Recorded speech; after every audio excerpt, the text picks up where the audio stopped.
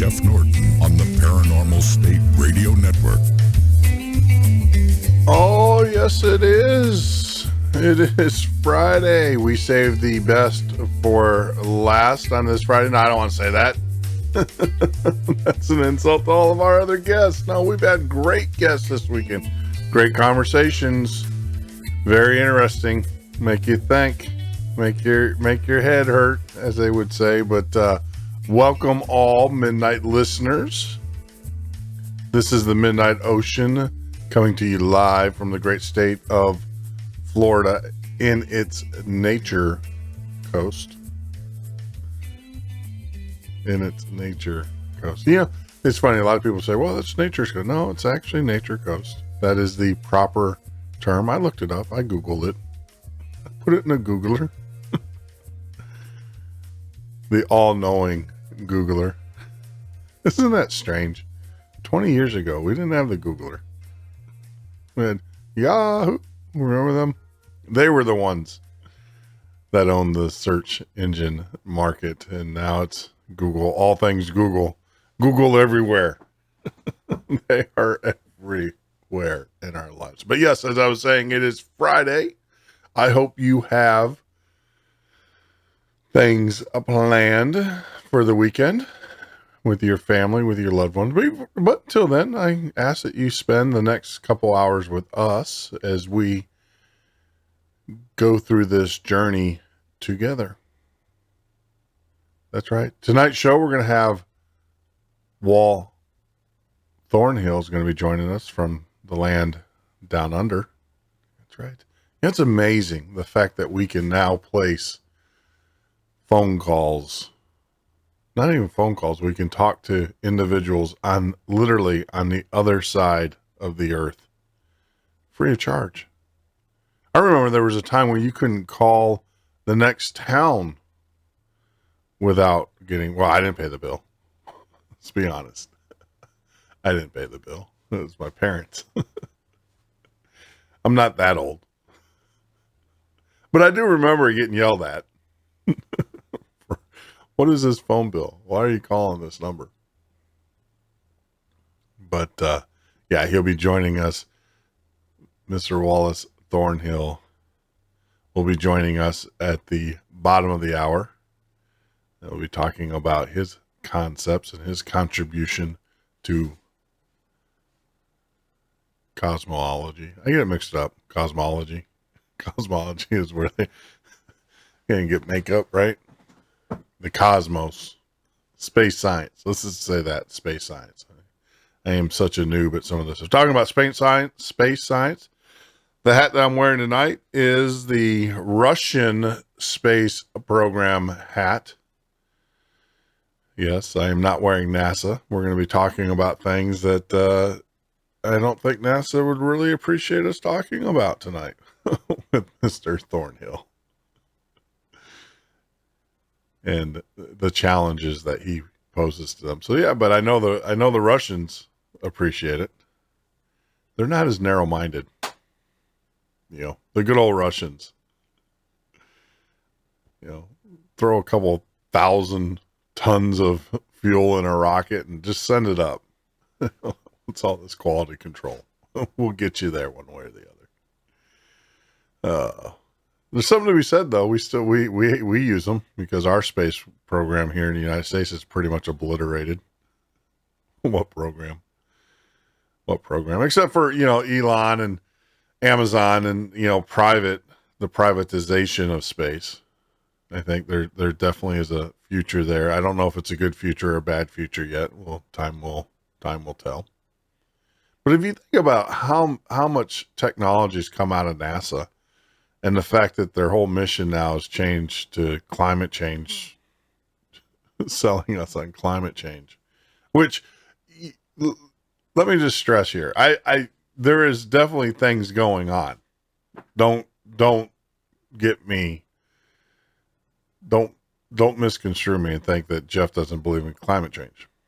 There is definitely things going on. There's no doubt about it. I got pictures of beach lines in Puerto Rico 40 years ago that are no longer there.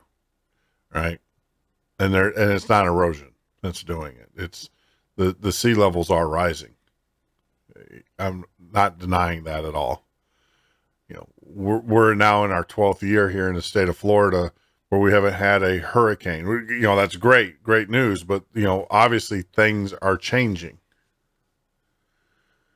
Things are changing. The problem is the politicians are using that because, you know, they're using the changing the natural ebbs and the flows of science and weather, because there was a time when we were all covered in ice and now we're not. And, you know, some are saying that we're cooling and, you know, there's always ebbs and flows of the weather. There's this thing called the sun that we don't control out there. We have no control over it. Now, I don't want to live in a polluted society, though. I mean, don't get me wrong. We need to clean up our rivers. We need to clean up our air. I don't want my children, you know, inhaling. I'm getting on my phase. But inhaling all that crap. But more importantly, you know, look at all the crap in our food that's put there by Big Pharma. And, you know, Big Pharma, call it what it is. Monsanto, Big Pharma. Biggest pharmacy ever known to man. They put more chemicals in our food than you'll take in a lifetime in pills. But no, I think the problem is the government. You know, the government never ceases not to monopolize or use an opportunity to their advantage, right? I think the government a long time ago realized that as we become more efficient, as our modes of production increase and efficiencies increase, and there is less need for labor, and i.e. they get most of their revenue, they steal it from humans to put in their coffers and spend at will. Instead of, they realize that there's going to be less humans working in the near future. And the ones that do work are going to work at a lesser rate. So they had to think of this thing of how do you tax production? Yeah, it's called carbon tax. That's how you tax production. And that's exactly what they're implementing. But they're doing it under the auspice of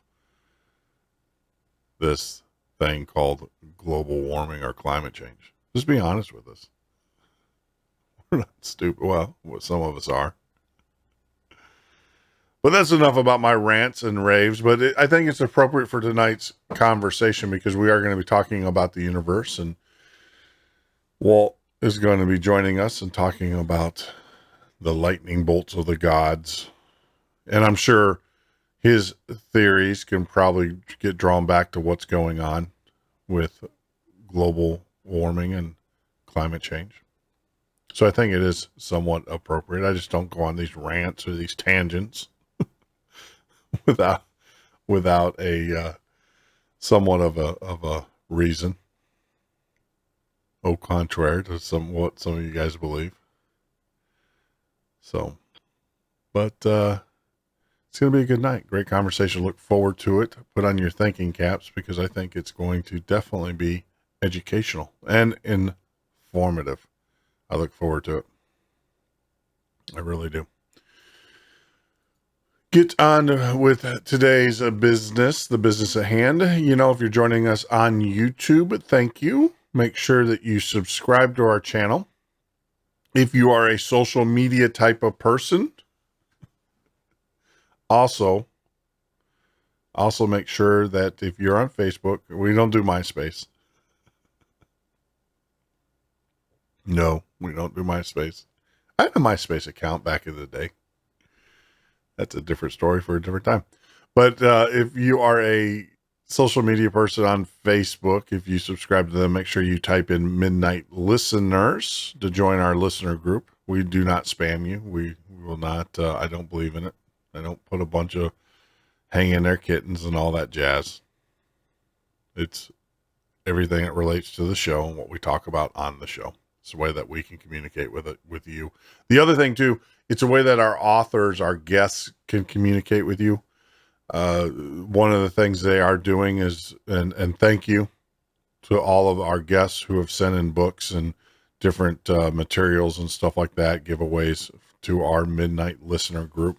It's a way that we can give that back to you. One of the things that we are doing is that we have our first edition Midnight Ocean t-shirt. We're only going to print 100 of them. When we reach 100 members in that group, and I think we're up to 60 something now. When we get 100 in that group, what we'll do is that we're going to have a drawing. We're going to give away 10 t-shirts. The rest of them we're going to sell. So that means the other 90 we're going to sell for $30 plus shipping, handling, tax, whatever things we have to do to satisfy the man. So that's really cool. And then once those 100 shirts are done, there's going to be no more. It's done. It's a limited edition. That's it. That's our first shirt. We do have some hats that are going to be coming out. You know, I'm kind of fond of hats. That's going to be our second run. We're actually looking for someone to do the embroidery. I don't believe in pressed on hats. They got to be embroidered. Yes, this is embroidered.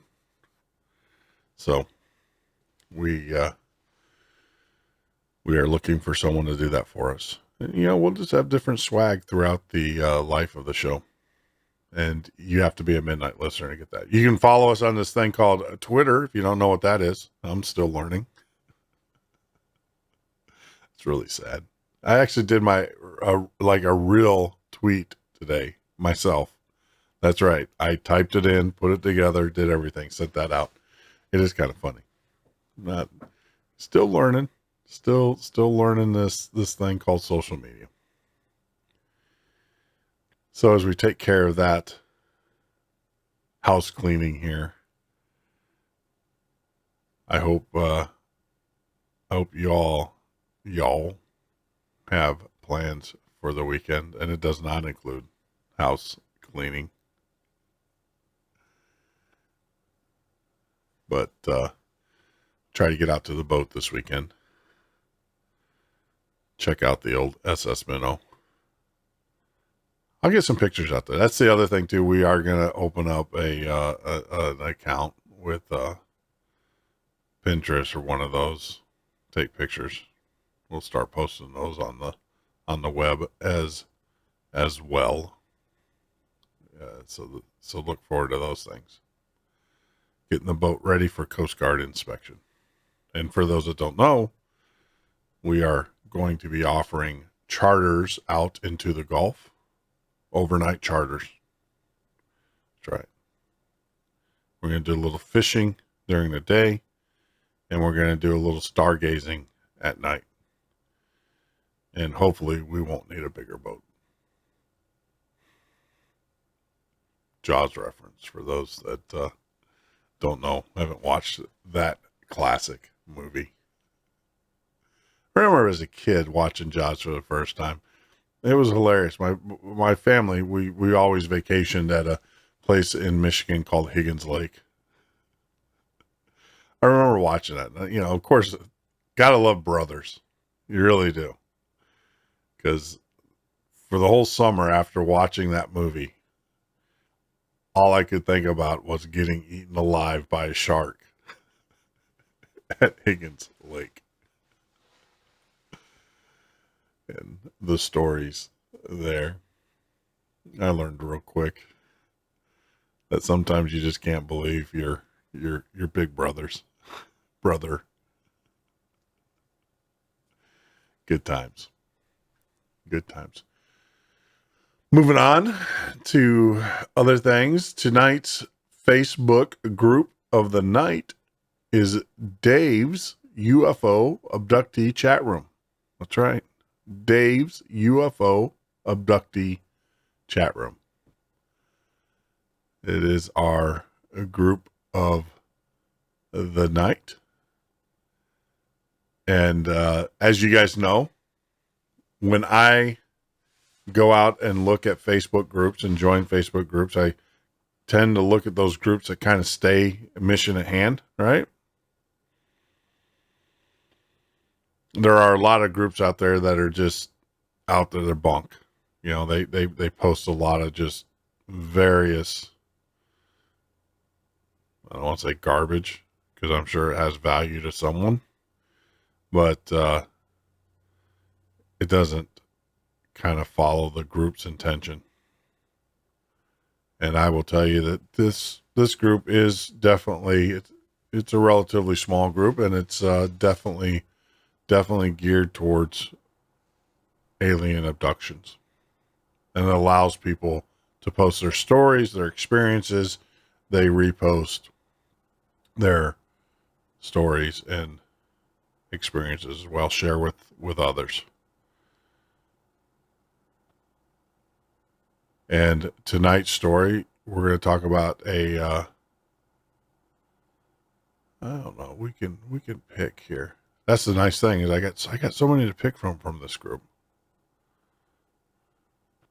That's what's so amazing.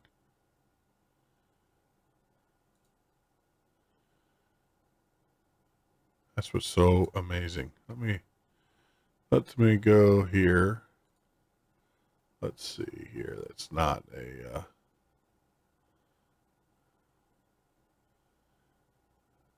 yes.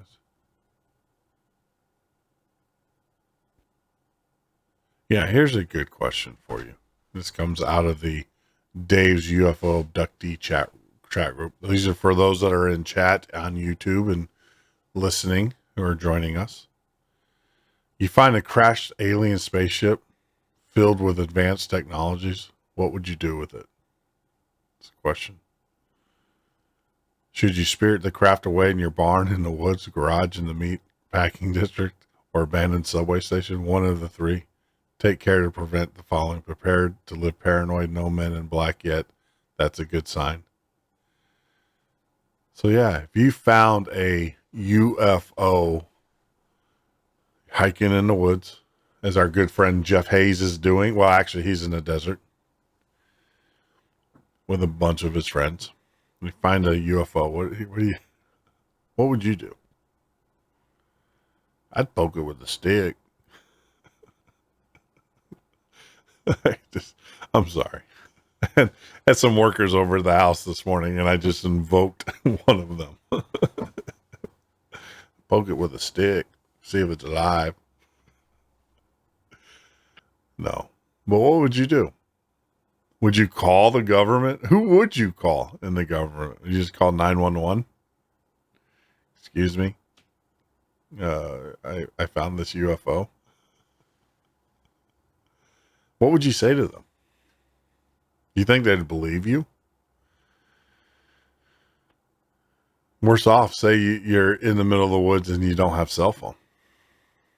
Yeah, it's still one of those things where cell phone's not everywhere. Doesn't work everywhere. What would you do then? Would you hide? Would you run the other way? Would you go up and touch it, put your hands on it? I know a few of you would probably try to get in it and fly it away. Can't drive your car's worth a flip, but by God, you can fly a UFO. Or try to. No, I mean, seriously, you ask yourself, you're walking through the woods with your buddies. See, I think what we would do is group mentality. I think we would do something completely different if we were with our friends versus by ourselves. I think if we're by ourselves, we'd run like little girls. No offense to little girls. I think we really would. If you were with your friends and stuff, you would probably act a little bit differently, right? We tend to. So yeah, ask yourself, what would you do?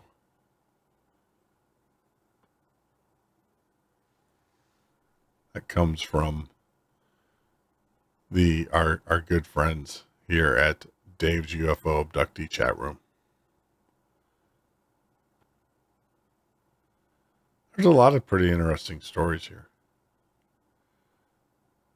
A lot of them are personal, and I don't have permission to read them. So I don't want to read them on the air. I know a lot of you guys are like, well, it's on Facebook.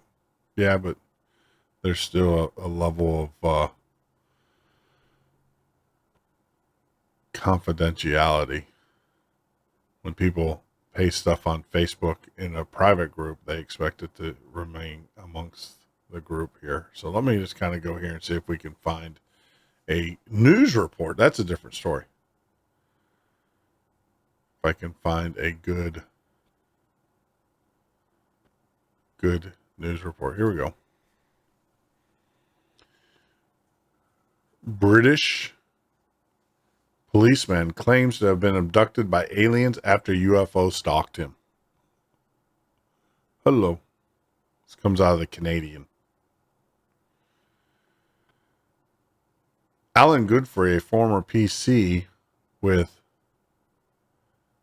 West Yorkshire Police, has since remained convinced that he was abducted by aliens on November 28th, 1980.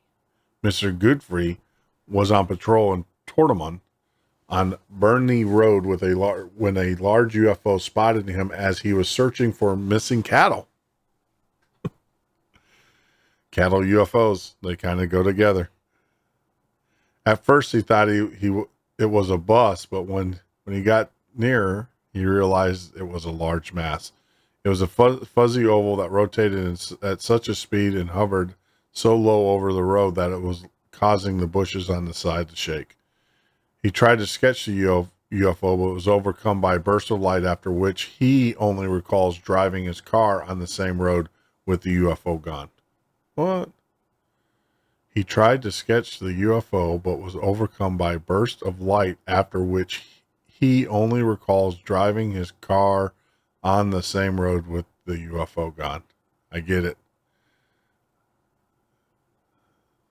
Yeah, so he's trying to sketch it, and then all of a sudden, the only thing he recalls is after that was being on the road, UFO gone. Got it. Translation. He later realized that he had lost 15 minutes and his police boots were shown signs of being dragged off.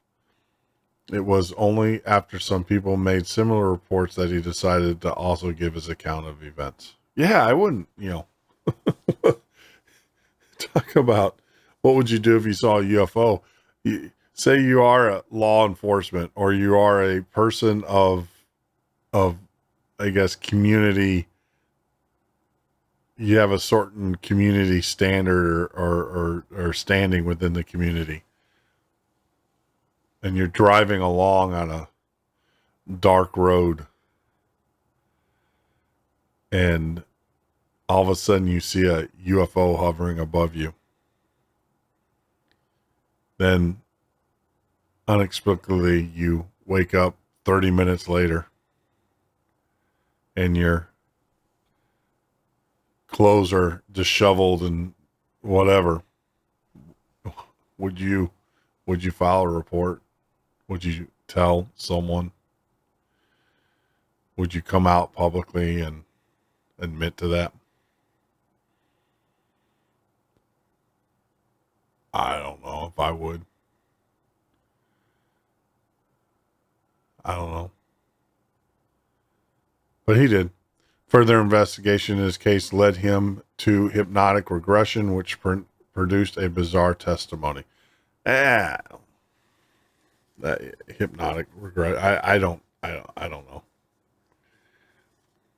We don't know enough about the mind yet. I'm out on that one. I know a lot of these abductees, I don't want to say these abductees. First, let me say this. I believe in UFOs.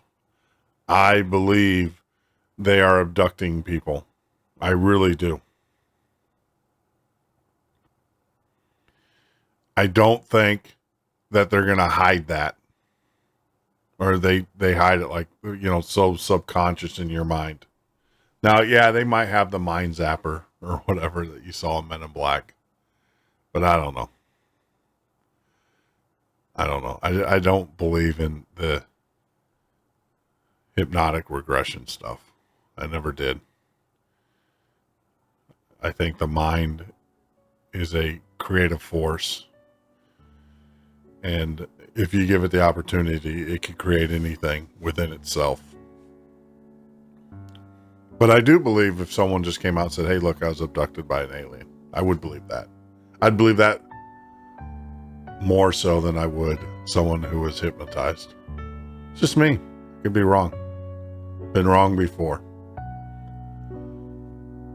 We're going to take a quick break at the bottom of the hour. When we get back, we're going to be talking with Wal Thornhill, talking about the thunderbolts of the god, some of his theories on what is out there in the universe, what is holding us together.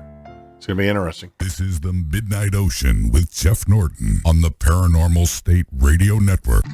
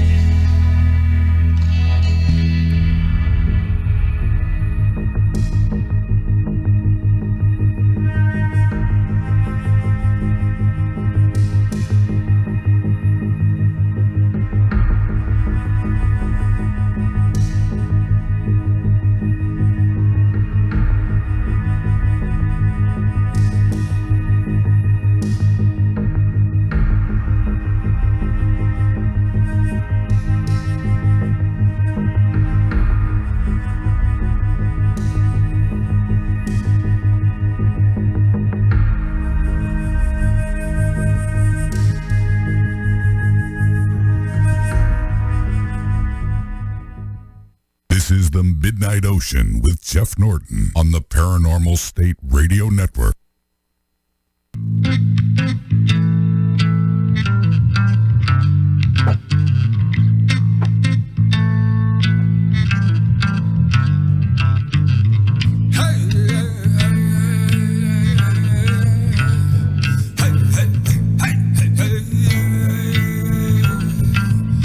I need to wash my face.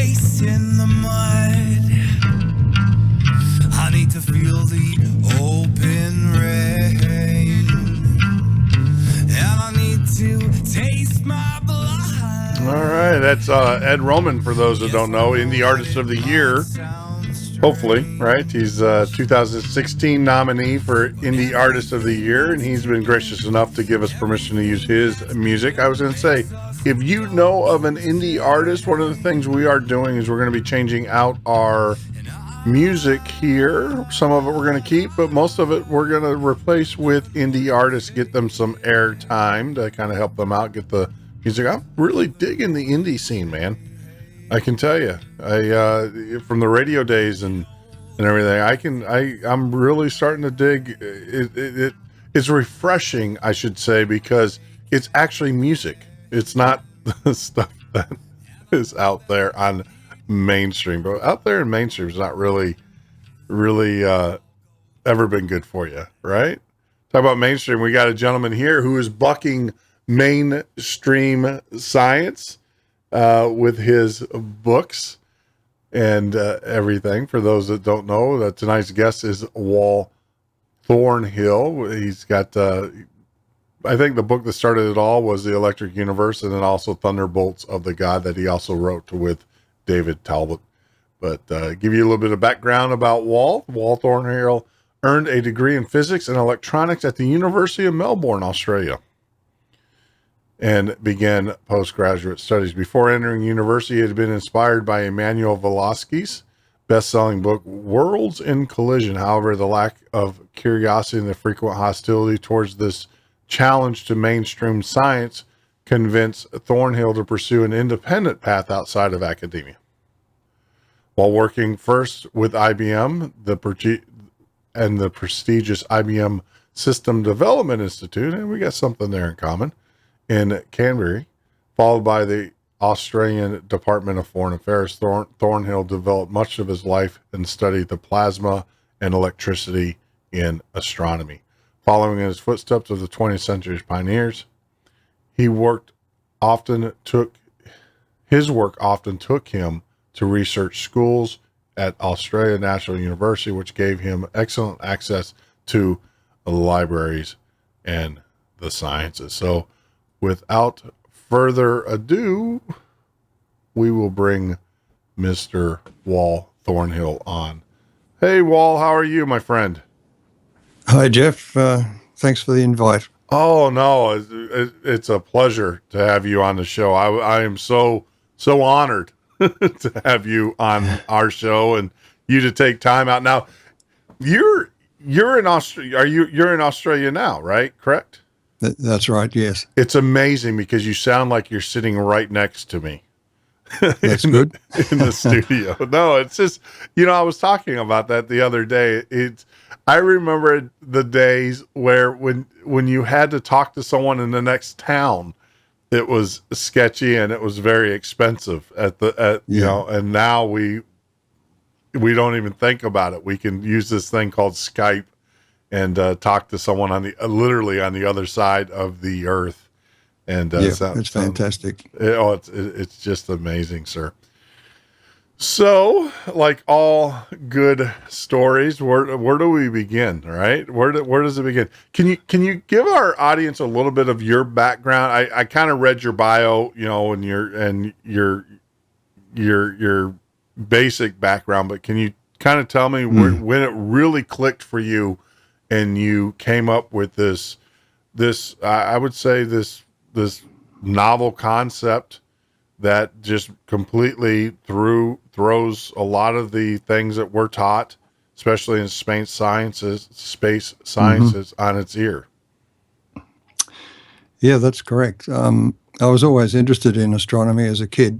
One of my uncles was in the commandos in New Guinea during the war, and he had a field telescope.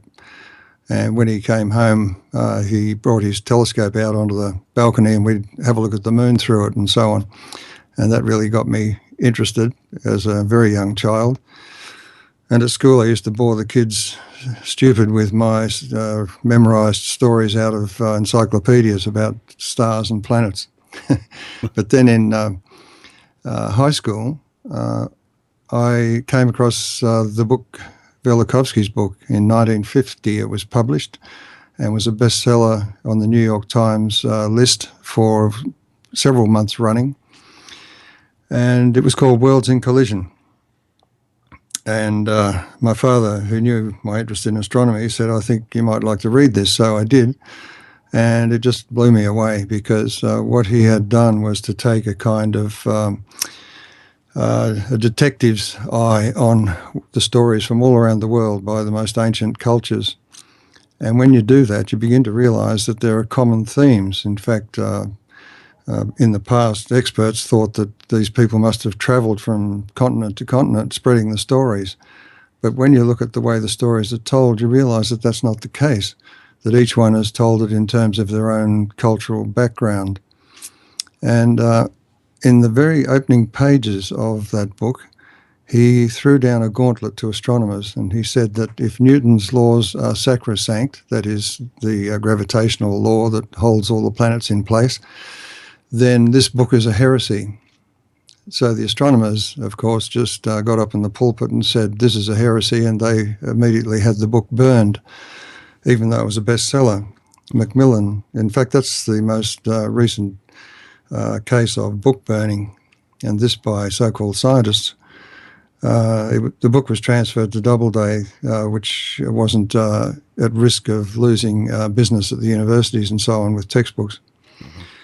So having read that book at high school, the first thing, of course, is you say, well, how can all of these teachers that I look up to and all these scientists who say otherwise, how can they be wrong? But I read the book again before entering university, and that convinced me that Velikovsky had made a case. And one of the principal things in that case was that he said that Venus was in the memory of mankind, and this is sort of prehistory, not during the historical period that he placed it. That was one of the big problems he faced, of course. He was putting it down in biblical times. But apparently things happened in biblical times which caused people to remember in some fashion what had happened in the past, the catastrophes of the past. And the stories became embellished, and they were dredged up again, if you like. Anyway, he made some predictions based on the idea that Venus was a recent addition to the solar system, and that ancient man had witnessed its birth. And he made predictions which were outrageous at the time. He said that Venus's surface would be almost incandescent, like a red-hot stove. At the time, the consensus amongst astronomers was that Venus may be tropical, but it would be very much like Earth. Well, of course, when the first Venus spacecraft, I think it was Pioneer, flew past Venus, the temperature readings went off the scale. Velikovsky was shown to be right. And also its rotation was anomalous. It's slightly backwards compared to the other planets. So all of these things fell out of this forensic investigation. Now, if you can predict things like that, which are outrageous, and then have them proven, that makes it a serious contender for examination scientifically. But you realize that cosmology, that is the understanding of the Earth, the solar system, and galaxies and the entire universe, has more to do with religion than it does with science. You can understand the book burning and the response of astronomers. And unfortunately, that's still the state today, that the Big Bang Theory is a rehash of, in the beginning, there was light, and there was a creation story. And astronomers felt they had to have their own creation story, and so they have one which makes no sense at all scientifically. You can't create something out of nothing. That defies the principle of physics, that you cannot create miraculously matter and you cannot destroy it. Yeah. But, so we're in the state now where science has more to do with science fiction. It's a story that gets more outrageous as more discoveries come in, because they will not revise their original beliefs. Everything has to be sort of tacked on, so it's a real shambles now. Yeah, I mean, that was one thing I've always questioned about the Big Bang, and that's what's taught to us, in school is how can you have this mass, right, the universe, come out of something that is was so small that basically compressed and then boom, and you're right. I mean, because Einstein's law, well, it was not Einstein's law, but you can't create matter. I mean, it's not created. It's That's in a right. sense, It's called the ultimate free lunch. yeah.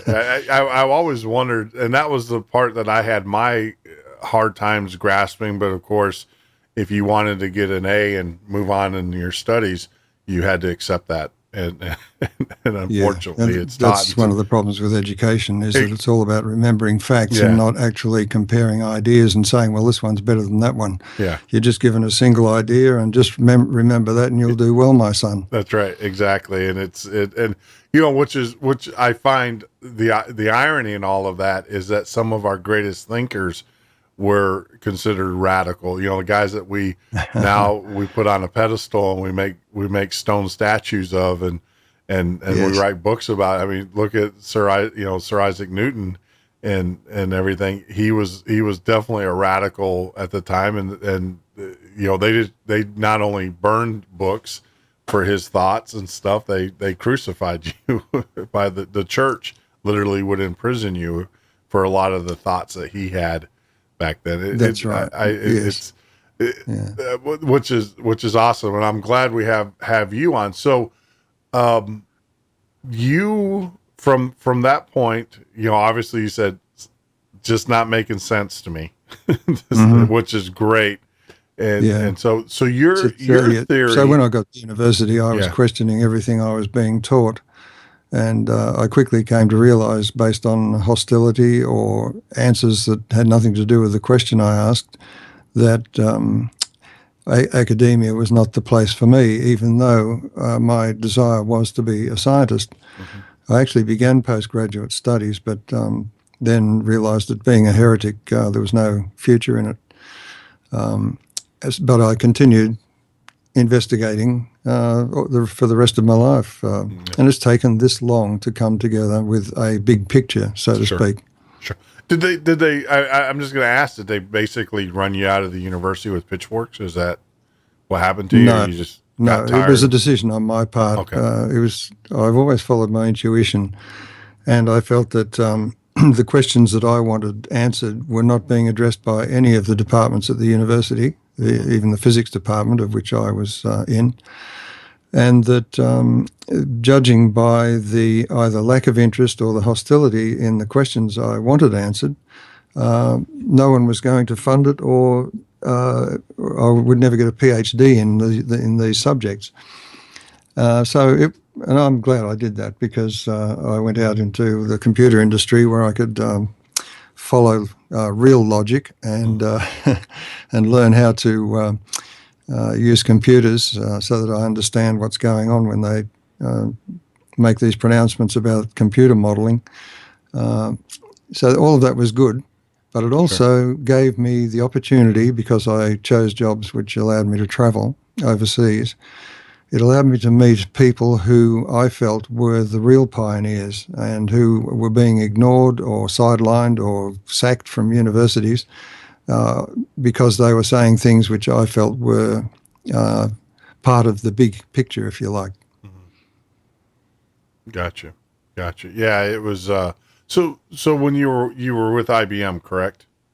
Yes, I was. So were you with that? Were you with IBM's modeling group? Is that what you did? Well, I had a really good career with IBM because I got in on the ground floor, so to speak. So I learnt the hardware, the software, the operating systems, the compilers. So I was the Mr. Fix-It. And they put me as the systems engineer for the National University in Canberra, where I still live. And that, as it turns out, was very serendipitous, because it was at the time of the moon landings. And I was able to attend meetings at the university and so on. Mm-hmm. And I had a lot of friends over there, access to the libraries. So as far as doing research was concerned, it was perfect. Yep. And no one was telling me what to do. So that was very good. Yeah, yeah. It's funny you said. I actually my first experience with real computers was an insurance company who had one of the largest IBM mainframes in the state of Tennessee, and spent many of evenings. I think that's where I got my passion for computers and everything. I see, yeah. It was funny because when I went to university, they had their computer system, and it's like, well, that's nothing. Let's go down the street here and let me show you the toys.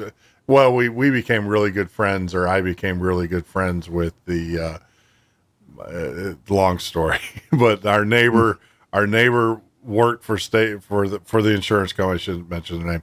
Worked for the insurance company. He introduced me to the head system administrator for that was over the mainframe, and then that guy allowed me to come in, and I would replace. My fun job is every once in a while he would allow me to come in, and I would replace the drives and the cake drives and stuff. So. Oh, I see. Yes, and learn how to do some programming, and so I've always been a computer geek. When I'm not doing this, I'm on the computers. That's what I do now professionally. So yeah, I was working with chaps at the university who were doing developmental work in the nuclear physics lab, and they had an IBM computer there, which was built in San Jose. And if anything went wrong, the computer would show me the way to San Jose. So that was the sort of state of computing then. Yeah, a little Easter egg. The sort of games we got up to. Yep. No, it's. I've written a couple technical for the Blue Book, and that's not the UFO Blue Book for all those that are out there listening. It's the IBM terminology for technical manuals, and I did a lot of technical writing for DB2. And for that magazine and everything with IBM. So we kind of come from the same background as far as that goes. But tell me, well, we're going to be coming into a break, but the first book that you came out with was The Electric Universe, correct? Or yes, I produced a CD way back in 1997 or 8, I think it was. But that was using software which was quickly out of date, and by this stage, I'd teamed up with Dave Talbot in Portland, Oregon. He was the mytho-historian who had put together the story of the recent history of the solar system.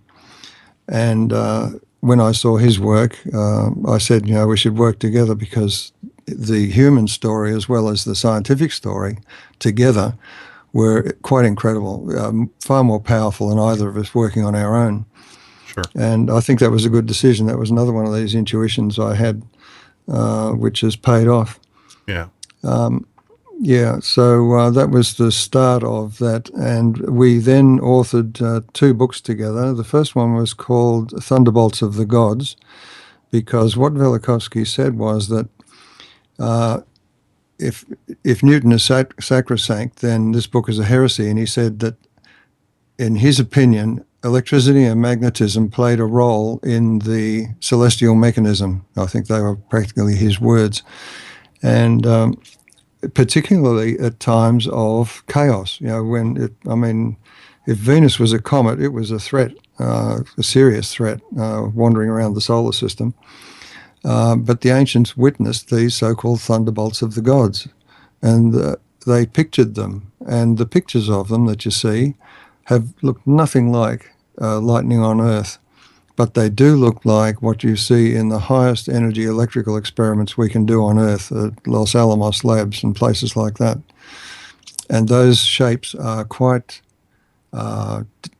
easily recognizable once you've seen these things. And when you go out into the desert in the southwest of the US and see the Indian petroglyphs and so on, you will realize that that's what they were chiseling into the rocks, was the pictures of these thunderbolts of the gods. Okay. Now that book leads into the next book, which was The Electric Universe, which paints a simple picture of how the universe works electrically. Now, that doesn't mean that gravity isn't there. Of course it is. But the electric universe explains how the universe is fundamentally an electrical phenomenon, and gravity is just one small manifestation of it that we, of course, experience on the surface of the Earth. And because we experience it in a place where everything is electrically neutral most of the time, we really have no understanding of the influence of electricity beyond the Earth. Gotcha.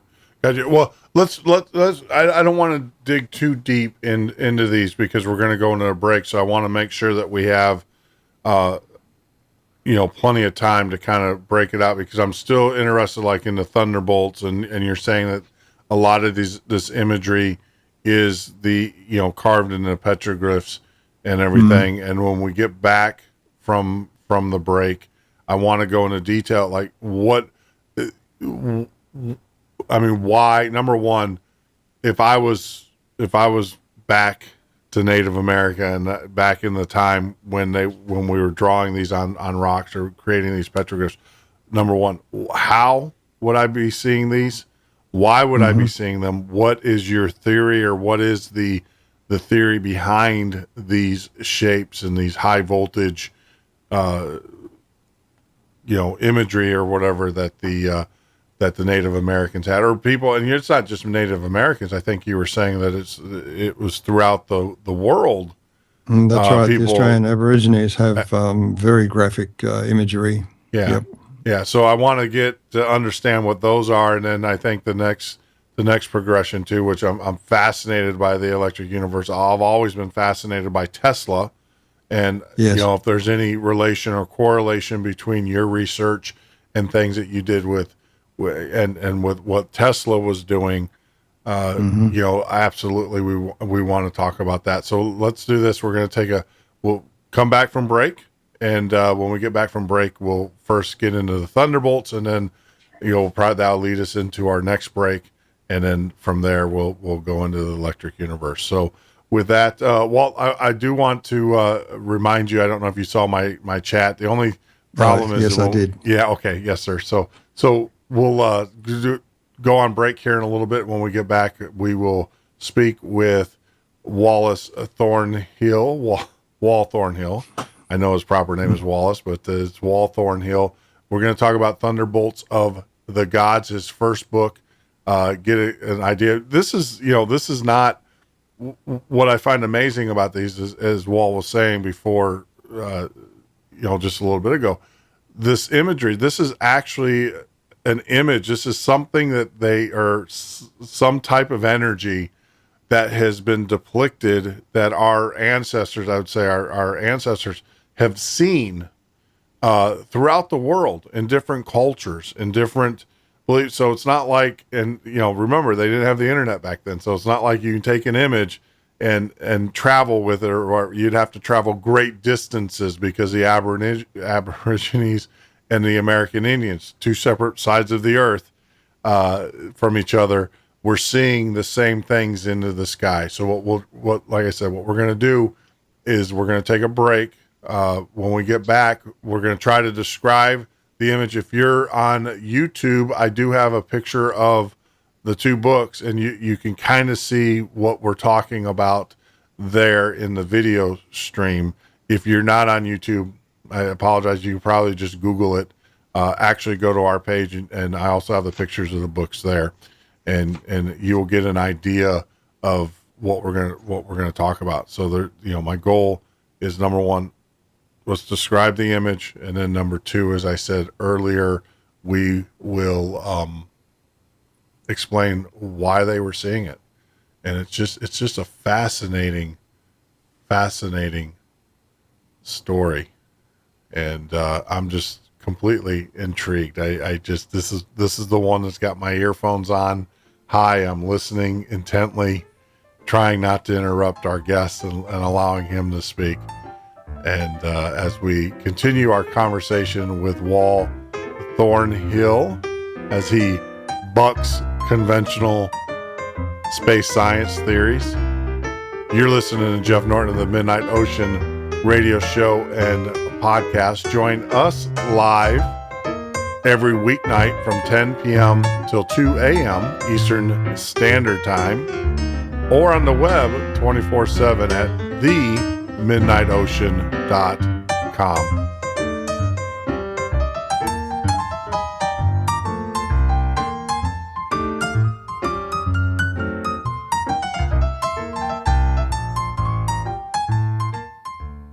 This is the Midnight Ocean with Jeff Norton on the Paranormal State Radio Network.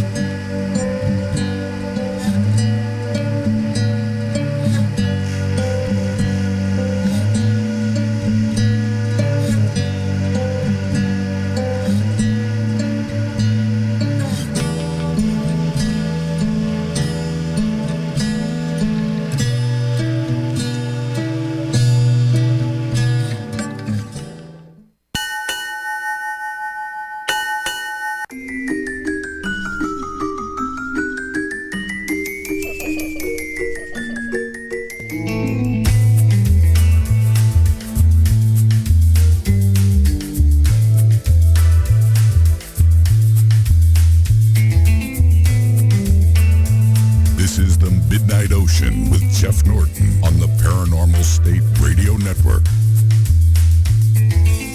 That is right. This is the Midnight Ocean, and I am your host, your captain of festivities tonight, Jeff Norton. We have a very special guest with us. I would like to say it was in the studio, but because it is so clear, but he is joining us actually on the other side of the earth, Wal Thornhill in the continent of Australia. So, Wal, are you there? Maybe not. He'll be coming back here. No, I'm back. Oh, he's back. Okay. So, yeah, everybody during the break, they were commenting about how clear you sound, and they were asking if you were actually in the studio. It's like, no, he's in Australia. He's on I've the just other. got a good Australian microphone right in front of me. Yeah. What are you using? What kind of mic you got? It's a Rode. Good one. Yep. I actually I had a Rode that was donated to me by my good friend Mr. Collins, and then I actually went to a Shure SM7. You know, when you the microphones take a beating after a while, so you have to switch them out, and so I went with an SM instead of my standard EV, which I used to use. But they're nice microphones. Yeah, I didn't want to. And a lot of people were like, "Well, that was kind of rude what I did, cut you off in the break." I didn't. I want to give you the full segment to talk about the thunderbolts of the god, and everything. So I'm going to step back. I am going to listen intently. Try not to interrupt you, because I am just fascinated by, and I'm sure our listeners are fascinated. We have a lot of listeners who know you, have followed you, and they're fascinated by your research as well. So I'm going to step back. So the thunderbolts of the god. First of all, what does it look like? What was this image that they were seeing, or this phenomenon? Or I don't have a word for it really. What caused it, and then what was the outcome of it in your theory? And I'll back away and let you kind of guide the ship tonight. Okay. Well, under normal conditions, like now, where everything is running like clockwork, the planets space themselves apart electrically. In other words, they pass charge along their cometary tails. Now, of course, the Earth doesn't have a visible cometary tail, but it does have what's called a magnetosphere. And that magnetosphere is actually a dark, if you like, version of a comet tail. Now, Venus has one as well, and it tickles the Earth as we sweep past it in the sky. And Mars also it gets tickled by the Earth, and when it does, it has those big dust storms and what's called a blue clearing. The ionosphere stops glowing in blue. Which was something that people who looked through telescopes in the past remarked upon, and so on, out through the solar system. Now, if one of those planetary bodies is traveling on a cometary orbit, and we see this with comets, of course, they're traveling from one region of the solar system which has a particular charge, and as they sweep towards the sun, that charge, or that voltage, if you like, difference between the sun's environment and the body itself, the comet, is changing, and it's changing more and more rapidly as it closes in on the sun.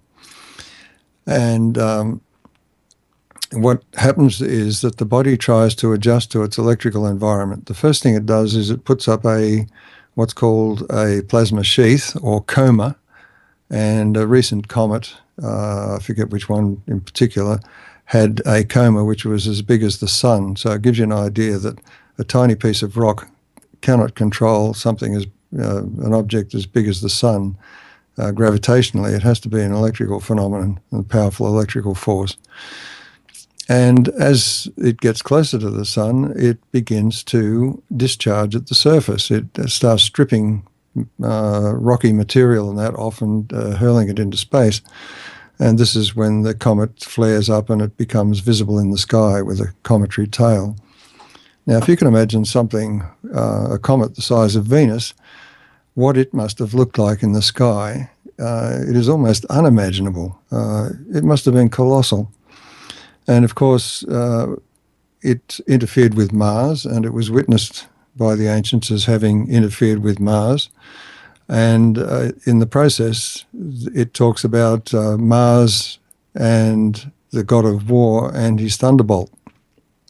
And what happens is when bodies get close enough together, and those plasma sheaths, which act like a kind of protective cell around them, if they touch, then the two bodies suddenly see each other electrically, and that's when these thunderbolts between planets take place.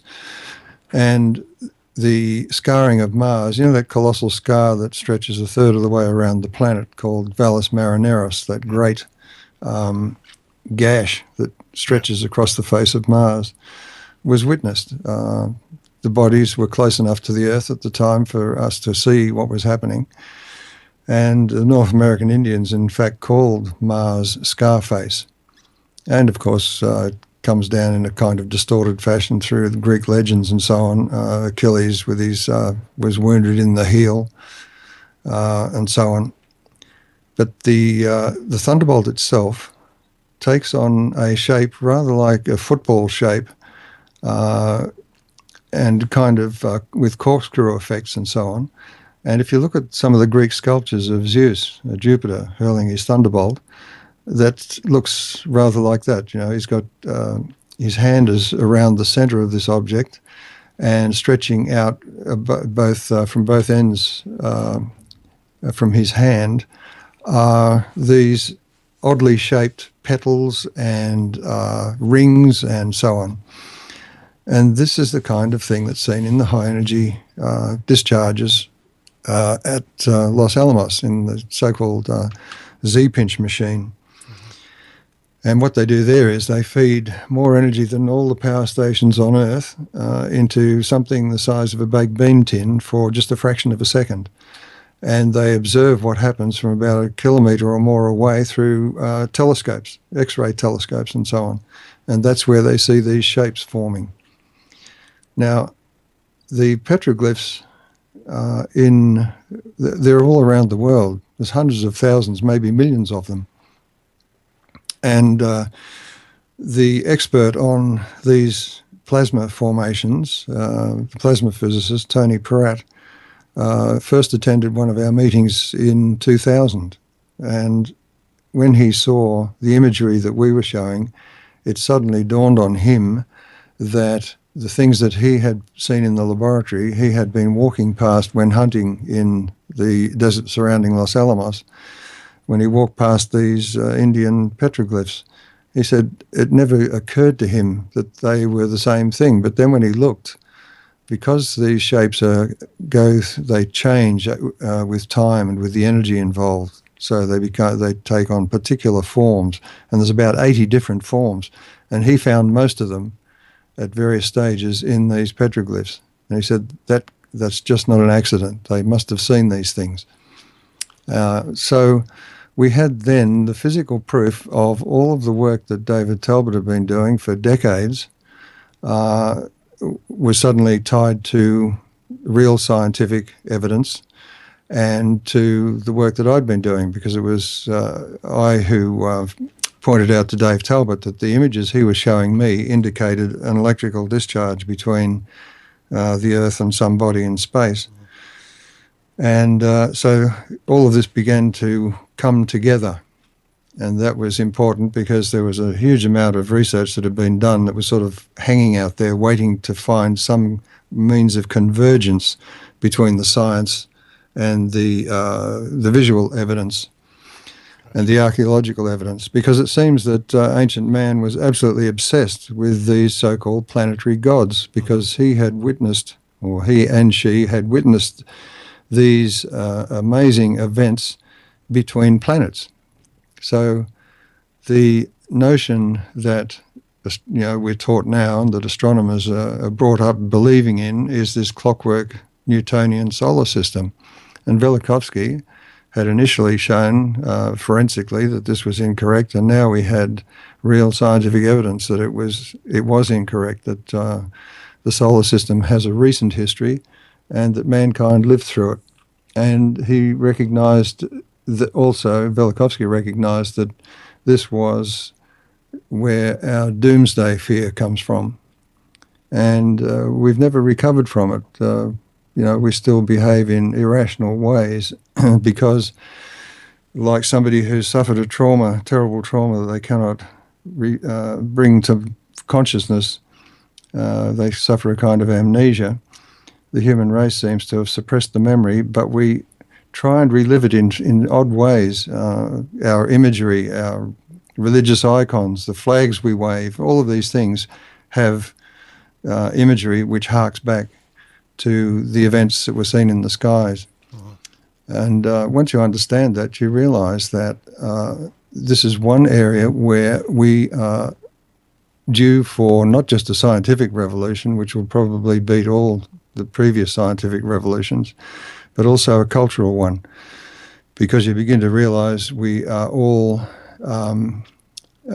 still suffering. The whole of humanity is still suffering from events that we've never been able to understand or come to terms with. Sure. So your theory, and I'm just making sure I'm verbalizing so I get it, is that your theory basically was that these planets were whole or whatever.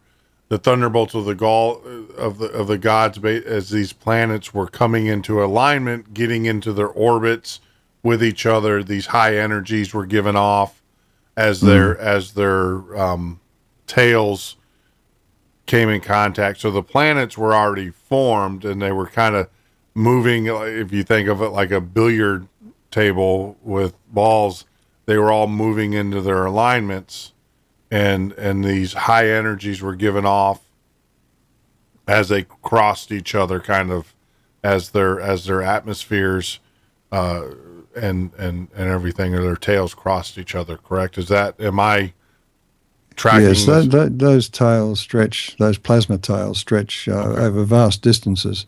Okay. As I said, the tail of Venus tickles the Earth when they're in opposition, which means that tail stretches over, about 48 million miles or something like that. Now, today, of course, there is very little effect on the Earth. And in fact, you'd have to design experiments just to specifically test for it. It was first discovered back in the 80s, I think it was, and the astronomers were surprised by what they called stringy things. Now, coming from Venus, the stringy tail of Venus. Now, this is, of course, how electricity travels through space. It's just like those novelty plasma balls where you see the electricity travels between the electrode in the center and the glass container surrounding it, the sphere surrounding it, in the form of little filaments writhing around. They're almost as if they're alive. And this is a characteristic of these electric currents in space.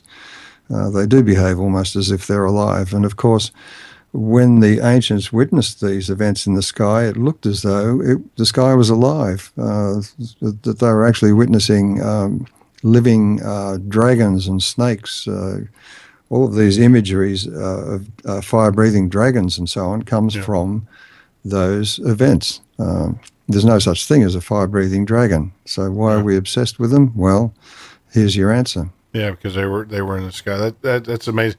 And the amount of energy that we're talking of just must have been just incredible.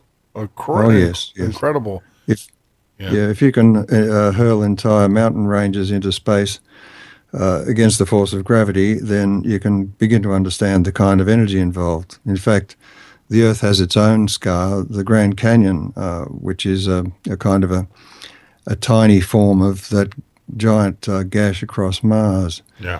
The Grand Canyon is an electrical scar. It has all the characteristics.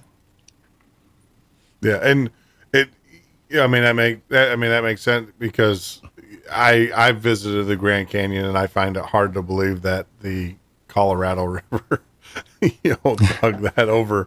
I don't care, however time. And the other thing too is it doesn't take you long to walk through the desert, especially in that area and stuff, and find a tremendous amount of charged iron ore, in the ground. I mean, you can take a magnet and just run it through the sand and pick up just massive amounts of particles of iron ore deposits and stuff that are just charged. And yeah, you can certainly do that in Australia. We've got whole mountain ranges made out of iron ore. Yeah, and The question is, where did it come from? Well, if you can remove whole mountain ranges off Mars, and we're still receiving meteorites hitting the Earth now, then the answer becomes fairly obvious that a lot of those metal deposits are from Mars. Yeah. Well, that was the point that I was, something had to charge those. Something, on a massive amount of energy had to have polarized those pieces. Here we get down to electrical engineering, and I've often said that electrical engineers are the people who should be doing our cosmology. The people that are doing it right now are not trained for the job. Mm-hmm. It's because the universe is just full of circuitry. Mm-hmm. Pardon me. And the circuitry is invisible, unfortunately. If it was visible, you'd be able to just point to it. The reason for that is, as I said, in the plasma ball, you'll see how the electricity travels in those very thin filaments. In space, it travels over colossal distances between stars, between galaxies, on different scales. And it's that energy which is the kind of energy that we witness when planets come close together, because we're all part of an electrical circuit. The sun is part of that circuit. It's a focus, a local focus of power from the galaxy. That's why it lights up. And the planets are caught up in that circuit, so that we get electrical energy through the sun circuit, as well as the heat and light that we get now. Now, that means each body in the solar system has a different electrical charge on it. And so if they come close together and the insulation breaks down, of course, that's when all hell breaks loose. And you get bodies being scarred. Now, the electrical scars, the most common form are circular craters. Most of the moon's craters are not impact craters, they're electrical because they're so beautifully circular. They have melted floors and steep walls and all of the characteristics of an electrical blast. And on the Earth, most of the mountain ranges and the Great Basins and so on, even the oceanic basins, it tells that each body in the solar system has its own history, its own story to tell, and you cannot just use the old idea that they form from this cloud of dust and gas, the leftovers from making the sun, because that story just does not work. No one's been able to show how you make a planet or moon out of a ring of dust and gas that's spread all the way around a star. Yeah. I mean, if that was the case, you'd expect that Saturn's rings would be forming rings right now, but it's not. I've always said that, because the theory was a comet hit Earth or something hit Earth and then the moon would come off. And I'm like, how do you get those? How do you get rock to congeal it's funny, space? The astronomers have a very limited toolkit because when you have only gravity to work with, then all you've got are explosions and collisions. And so if you see something you can't explain, you either invoke an explosion, like a star exploding, or two bodies colliding, to form the moon.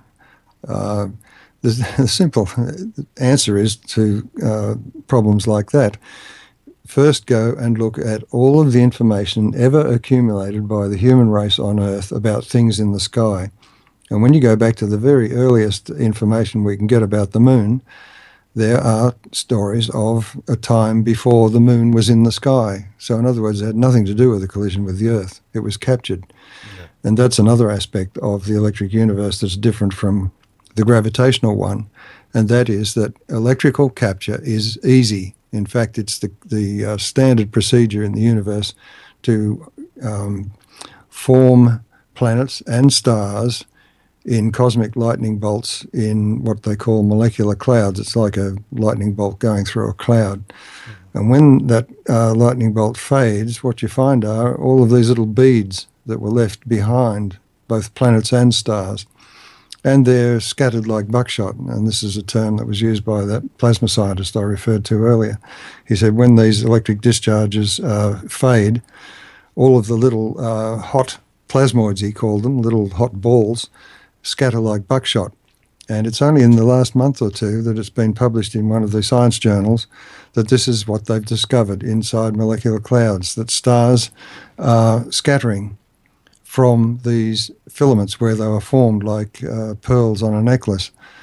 So, the electric universe model is based on sound scientific principles and on what's called plasma cosmology, which has peer-reviewed literature and Nobel Prize-winning scientists involved. It's not just making up stories. It's going back to the real evidence and trying to figure out what really happened. Yeah. Why? And I'm sure this is going to take a long answer.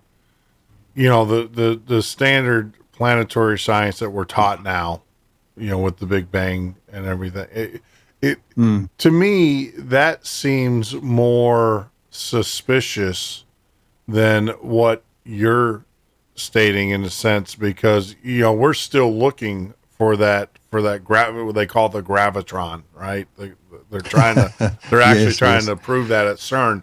So we're still looking for that, but yet we understand electricity. We understand electromagnetic, forces. Yes. Science clearly has that down to a science, if you want to use that term. Yes. Is it just bullheadedness that these scientists don't want to admit they're wrong? Or is there any merit in the modern concept of planetary sciences, or is it just in your eyes is it just they're just being bullheaded? No, I don't believe they're being bullheaded. There's two aspects to it. One is the way you're taught, and the psychology of how you form a roadmap. If you want to be an expert in something, you've got this sort of roadmap set up for you, and if you follow the roadmap, everything's fine. Now, there's a scholar in England who's becoming quite well known, and Dr. Ian McGilchrist, and he has done research on how we actually think, and he points out that it's a strange fact that the brains of mammals are always divided. Why do we have a left and a right hemisphere? And of course, the original research into that was sort of discredited by a lot of New Age left brain, right brain talk.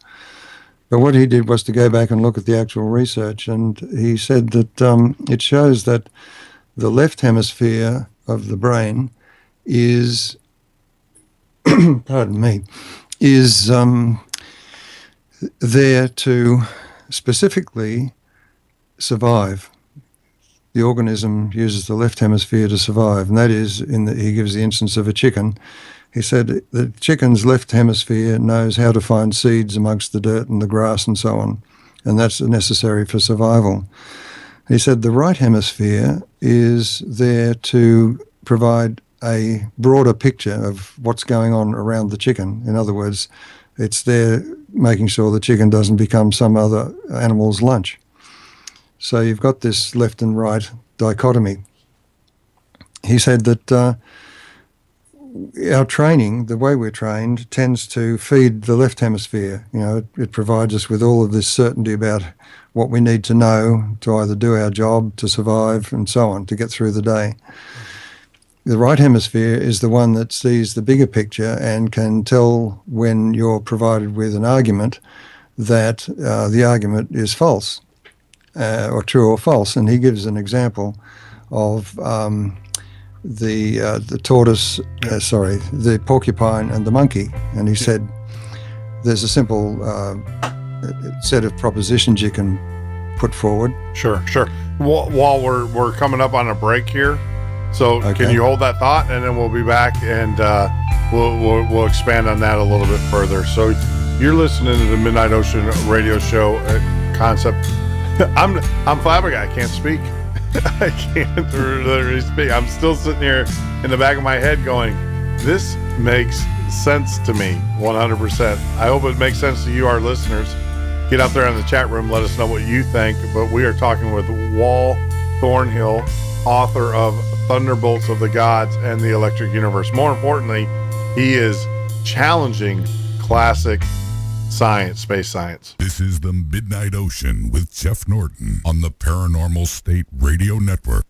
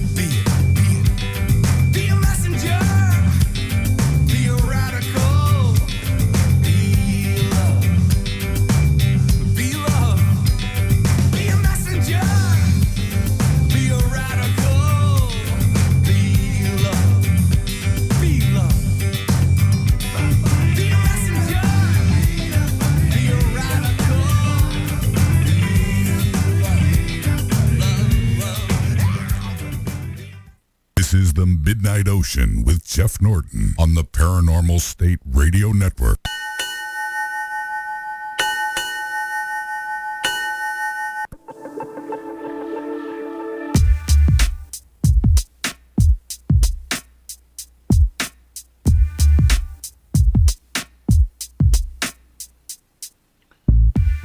That is right. This is the Midnight Ocean Radio Show and podcast. I am your host, Jeff Norton. That was Ed Roman with I Am Love. Love that song. I love that song. It's so appropriate, though. Be a messenger. That's what we're coming with you tonight as we speak with Wal Thornhill. We're giving you guys a message that is not taught in classic sciences by no stretch of the means, but I think it should. It explains a lot, answers a lot of my questions, and it makes perfect sense to me. For all of those that want to call in, I noticed we had a gentleman that called in during the break. I do want to let you know we will open up the phone lines. Trust me, so you can talk with Wal and everything. So please hold on. We will announce the when you see the phone number pop up on the screen, if you're watching on YouTube, or when you hear me give it out, that would be the time to call in. And it's bad enough that we have to interrupt our conversation with these things called ad breaks, but unfortunately that's how we pay the bills around here and keep this show going. But like I said before, we were rudely interrupted. Wal, you were talking about how the brain, how education works, and why are we just hampered with this? I just want to say this arcane belief that the Big Bang. I'm sold. I'm sitting here and I'm thinking of all the years that I sat in science class trying to figure out planetary sciences, and in a short hour, and I'm not that malleable. Trust me. It takes a long time. Those that know me know it takes a long time to get me to bite onto a theory, especially when it bucks traditional theories. But your theory makes perfect sense to me, because there's the two things. How can you make the universe out of nothing? Number one, that was always my question. And then number two, how do these planets form when they're just balls floating in space of dust and rock? And what is the congeal? What's the cement that pulls these together? And your theory it makes perfect sense. They were already there to begin with. They just had to fall in alignment. They all had to that's come. right. It's just one big pool table. The universe is just one big billiard table, and we're just happen to be lucky enough that all of our billiard balls lined up with each other. But that's right. It's amazing. Yeah. There's an answer to all of that too in the electric universe model. A real understanding of gravity is the first thing you need, and the second one is the real understanding of the structure of matter and the electrical force. But anyway, we'll get onto those. Yep. I think before the break I was talking about, you asked the question of scientists just being, bullheaded, dogmatic, bullheaded, yeah. And I said, no, it's not a conscious thing. Our education system actually doesn't work to produce scientists. This is the problem. And that I mentioned Dr. Ian McGilchrist, who has some wonderful YouTube interviews up on, if you want to do a Google on them. And he pointed out that once again, of course, the scientists are not taught how the brain works. All they're taught is all these so-called facts, and then they go away with those facts. And then if you say something that doesn't fit, they tell you you're wrong, and they believe they are right.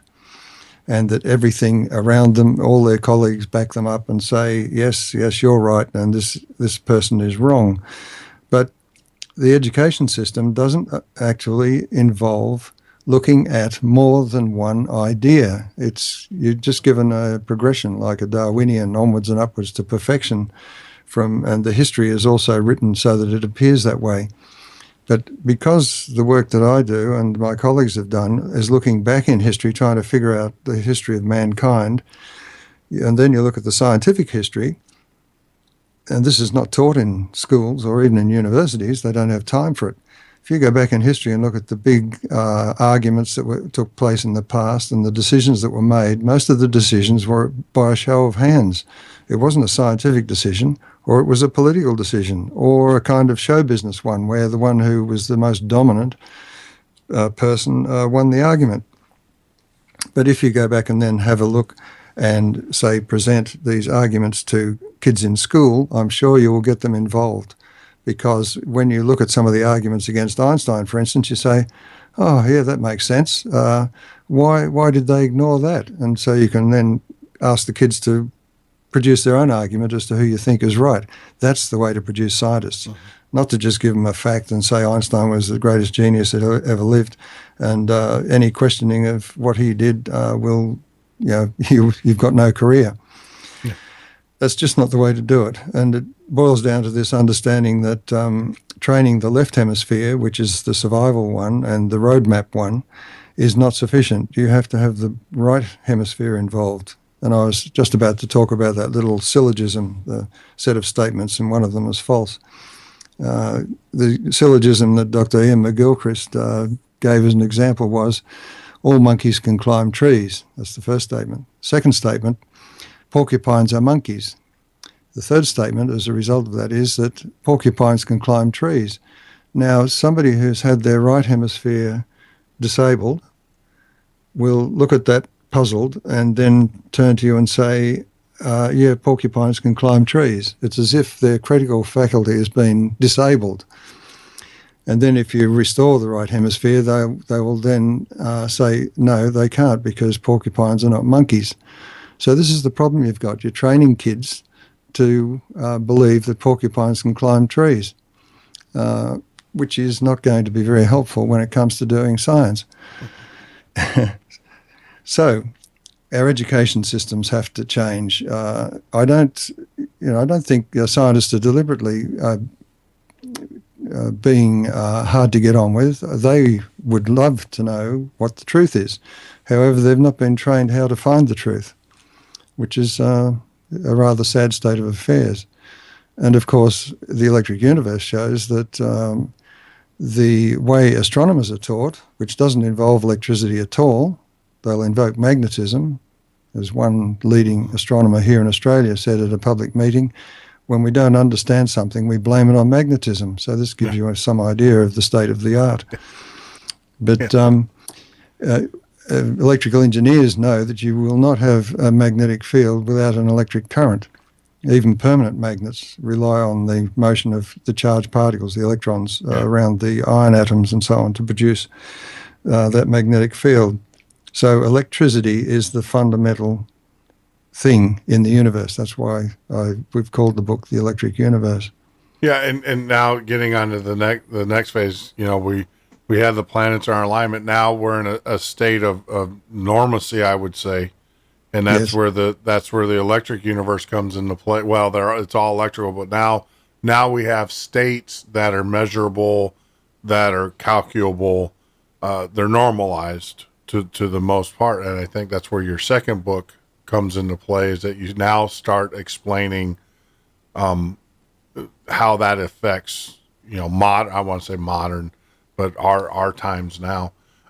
Yes. I do, before we move off of this though, I do have one question. If I had a sensitive enough compass or like, because based upon what you're saying and the charges and stuff, could I actually pick up the electron, the pole of the planets on my compass? Because right now, you have to overcome Earth's compass, which, magnetic forces. But if I had one that was sensitive enough, and has it been measured in that regard? And, are we able to measure the electrical charges of the planets as we pass through their plasma fields? We can measure a lot of the electrical aspects of the planets, and often it's done by measuring the magnetism first and then calculating what that means in terms of electric currents. That's been done, for instance, between Jupiter and some of its moons, particularly the innermost moon, Io. And of course, Io is a perfect laboratory for electrical machining of a planetary body, because its so-called volcanoes are electric arcs moving across the surface. Some of the volcanoes there have moved tens of kilometers. Now, volcanoes don't do that, but electric arcs do. And I made many predictions about what would be found when looked at in detail when the Galileo orbiter was orbiting around Jupiter and looking at the moons in detail. Sure. And those predictions turned out to be true. And they were only true because I was looking at the whole thing from an electric arcing point of view. Sure. So Wal, I know that we said I've got a gentleman who's just blowing up my phone right now. Do you want to go ahead and just take this call real quick, and then we can move on? Sure. Okay. Yeah, he's called back. I hate to interrupt our conversation, but apparently he has something he wants to say and stuff. So caller, please just say your first name and turn down your radio or whatever you're listening to the show on, because there is about a 10-second delay for obvious reasons. And you are speaking to Wal Thornhill and Jeff Norton. Go ahead, caller. From California.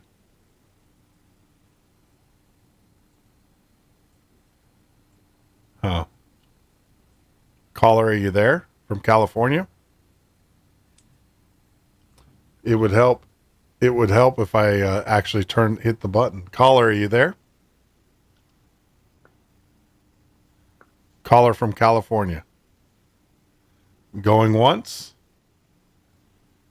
going twice, and he's gone. All right. So sorry about that, Wal, but yeah, he was burning up. He kept on calling in, and I have no idea why. Apparently he had something important to say, but then when it came time to say it, he never said it. So true. Okay. So let's get back to the whole concept. I get it. I mean, I'm sitting here, like I said, it's very rare for me, especially when I have guests. I'm very critical. I present the information. I try to be a gracious host and everything, but there's very few times where I especially when we get into the science, the hard sciences like this, where I go, this answers a lot of my questions. Now, the one big question is, planets are formed somehow. Even in your model, the planet already had to exist. Do you have a theory on that, or how these planets, how they existed pre and then moved into their stationary orbits? Do you even have a theory for that, or do you? Is it irrelevant to your argument? Yeah.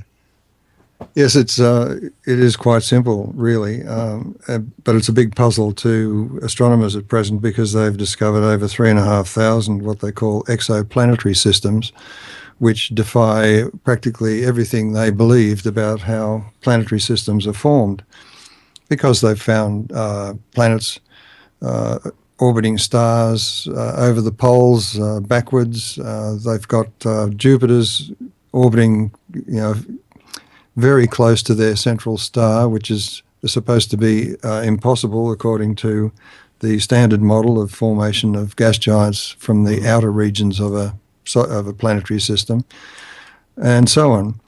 And also they've got binary stars now, where they've discovered planets orbiting quite happily in a binary system, and they thought that was impossible. But when you look at Newton's law and the gravitational theory of planetary systems, the whole thing's unstable. There's nothing if one planet moves slightly off its orbit, then there's nothing to restore it back. And even the solar system can't have lasted for more than maybe 100 million years before it flew apart. So there's something else going on. And this is the question I asked Velikovsky when I visited him at his home in 1979. What is it we don't understand about gravity? Because that was the principal argument against his work used by the astronomers. And he had an idea, and that was that it had something to do with the electrical structure of atoms and matter. So I went away with that idea in my head. And then about a year or so later, there was a tiny advertisement in the Scientific American that caught my eye, which was the Journal of Classical Physics. And it was an article, and the journal was published by Ralph Sainsbury in New York. And his first article was electron structure. Now, according to standard particle physics, electrons don't have structure. They're just a particle. And so I read his article, and I thought that made a lot of sense. And he talked just about normal electrical engineering, electrical physics, and it made sense. So I wrote to him, and we established a friendly relationship over many years. I visited him at his home in upstate New York to have a look at an experiment he was performing. But if an electron has structure, it means that gravity can be seen as the distortion of a particle. In other words, instead of being tiny spheres, they can become football-shaped. And in doing that, they form what's known as a tiny electric dipole, rather like little magnets. Uh-huh. And because electrons and protons and that are so very tiny, and the distortion is very tiny, this explains why gravity is such a phenomenally weak force. It's 1/10 to the 40th power. That is followed by 40 zeros, less than the electrical force. In other words, as close to zero as you can get without being zero, which is lucky because that means that we can move around and jump off the Earth and so on and fly in the air. So that was an electrical model of gravity. Now, if you look at the Big Bang, as I said, astronomers only have explosions and collisions to deal with.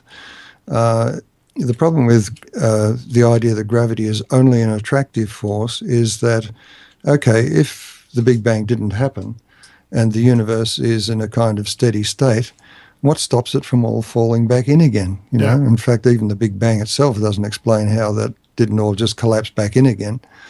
And the answer is that gravity on the planetary scale is repulsive. And it's very easy to show how this happens electrically.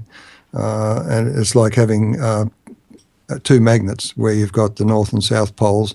If you try and face two south poles together, you can feel them pushing each other apart. That's exactly what gravity does between planets. So they avoid collisions. Mm-hmm. And the electrical discharges between them changes their actual mass so that their orbits shift. Every time one of these thunderbolts of the gods passes between them, they try and avoid each other and move apart.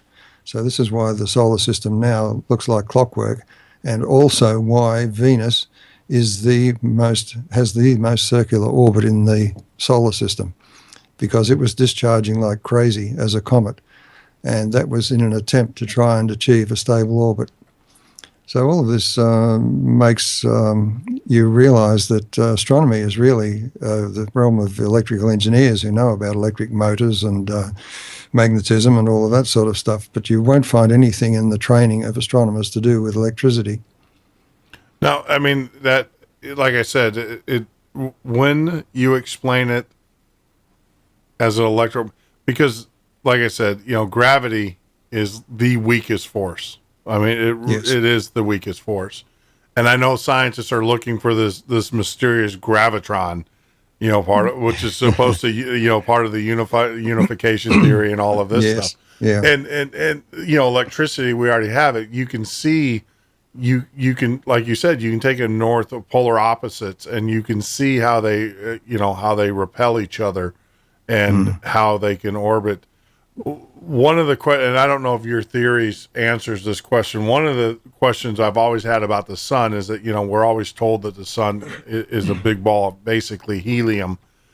And that's how it discharges. But the thing is that you don't have an infinite, there's no such thing as infinite energy. You're going to run out of it.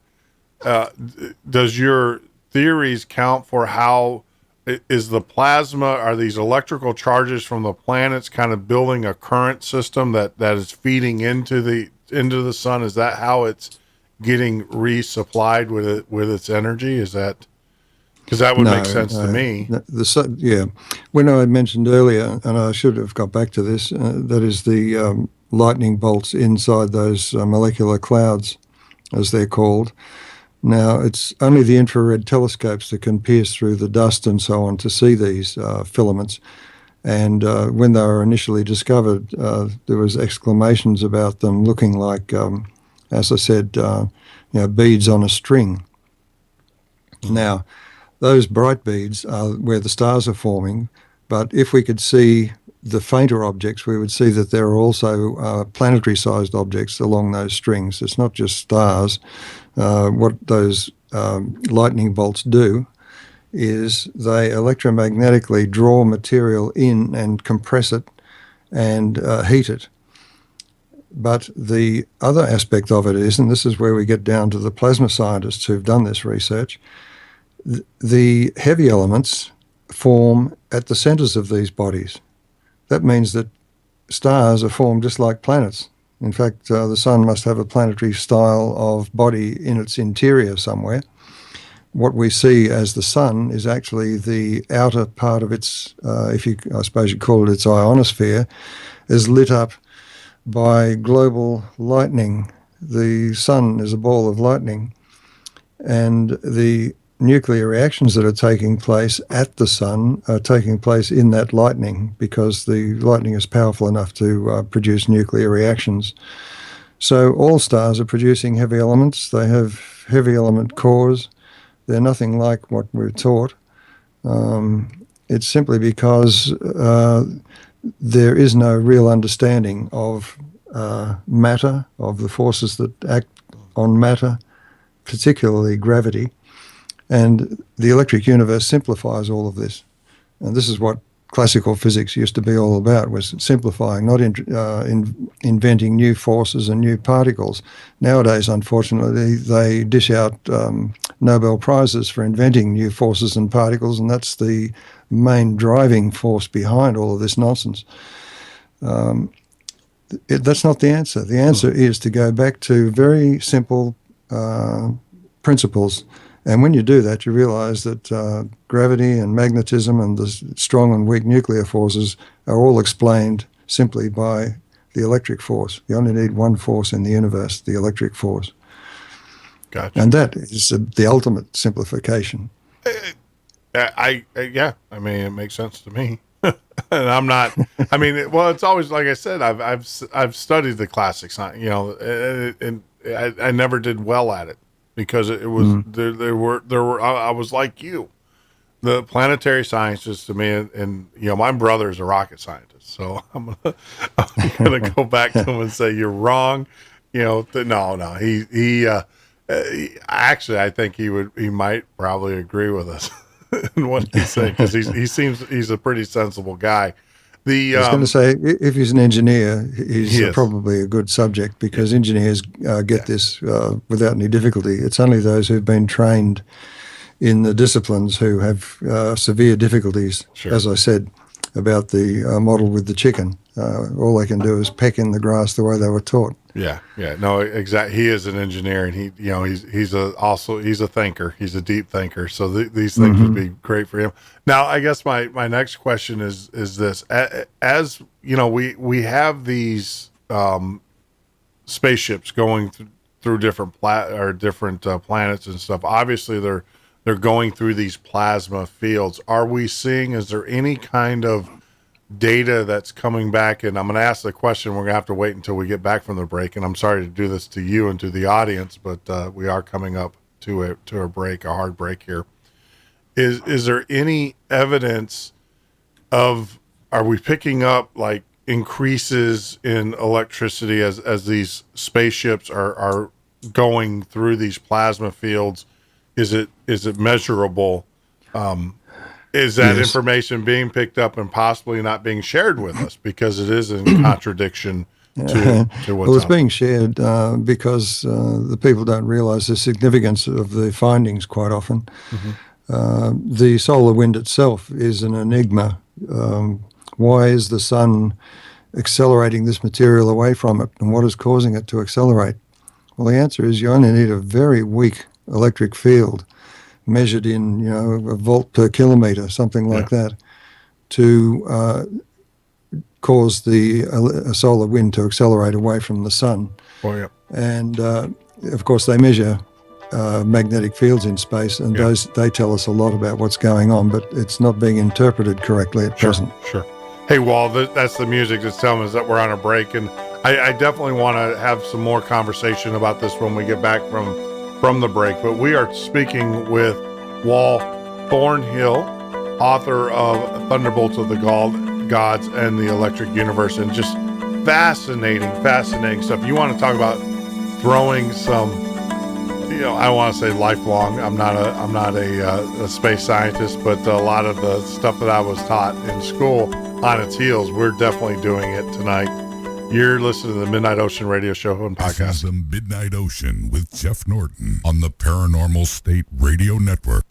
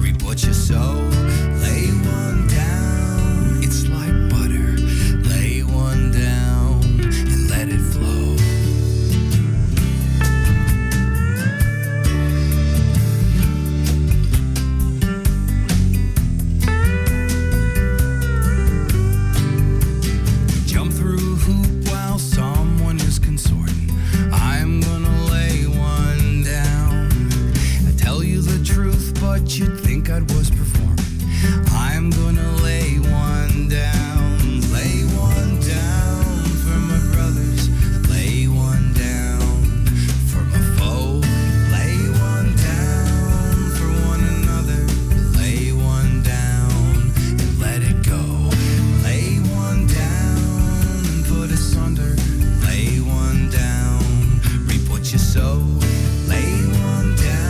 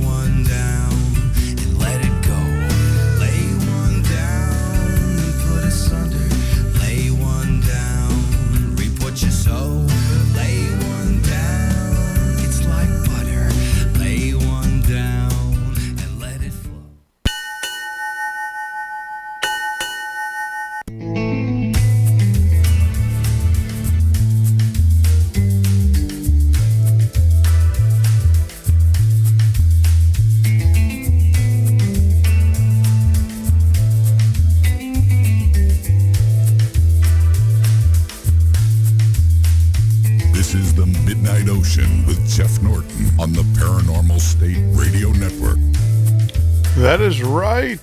This is the Midnight Ocean, and I am your host, Jeff Norton. You can join us here live every weeknights from 10 p.m. till 2 a.m. Eastern Standard Time, or on the web at themidnightocean.com. A little housekeeping here before we get back to our great discussion with Wal. I want to tell everybody that the music tonight is actually, that is Ed Roman. He's going to be joining us. He's going to be coming back on the air with us in the next couple of weeks. We're going to be talking about some of his experiences, not so much the music, but he is being honored, or hopefully he is a Indie Artist of the Year nominee. And the show for that, or the award ceremony, is going to be in my hometown of Murfreesboro, Tennessee. I'm going to get back there and support him, and hopefully hang out with him after he wins his award for the year. He was also nominee in 2015. Actually, he was the winner in 2015. So this might be a two-year repeat, but he's going to be back on. And that also leads me to tell you, if you're listening to us on the web or on YouTube and you want to know who our guests are, we added a new feature, a new calendar to our site. So if you go to the site on the right-hand side, go down, you're going to see future guests, or the guest page, and you can click on that and you can see who is going to be joining us. And as you can see, September is already filling up quickly with some high-quality guests. They're all quality guests. I mean, it's amazing how fortunate we have been in getting guests and on our show that can experience or share their knowledge with you. And one of those guests that we have on the air tonight is Wal Thornhill. And right before we went off the break, we started talking about the sun and coronal mass ejections and all of that. And Wal, so I get it. I'm going to run this by you, and you tell me if I'm right or wrong, if this aligns with your theories. Because I can never understand the coronal mass ejections. But now, what I'm kind of thinking, based upon your theory, I'm thinking that what happens is that when a tail of one of the plasma, or one of the tails of the planets goes through the sun, that creates a conduit, and like any other electrical discharge, that gives a path for that energy to escape the sun. Am I even in the right ballpark? Am I a good student, or do I need to go back to school for a little bit longer? Well, the only problem with that idea is that the plasma tails of the planets face away from the sun. Oh.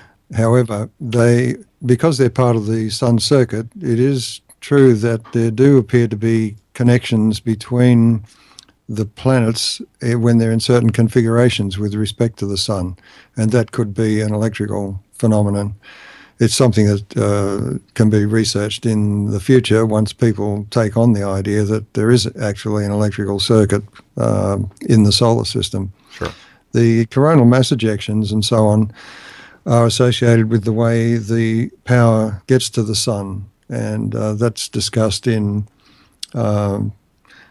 Professor Don Scott's book, The Electric Sky, which is another one that's available on the thunderbolts.info website. And in that, he discusses the changes in the magnetic field, the sunspot cycle and so on.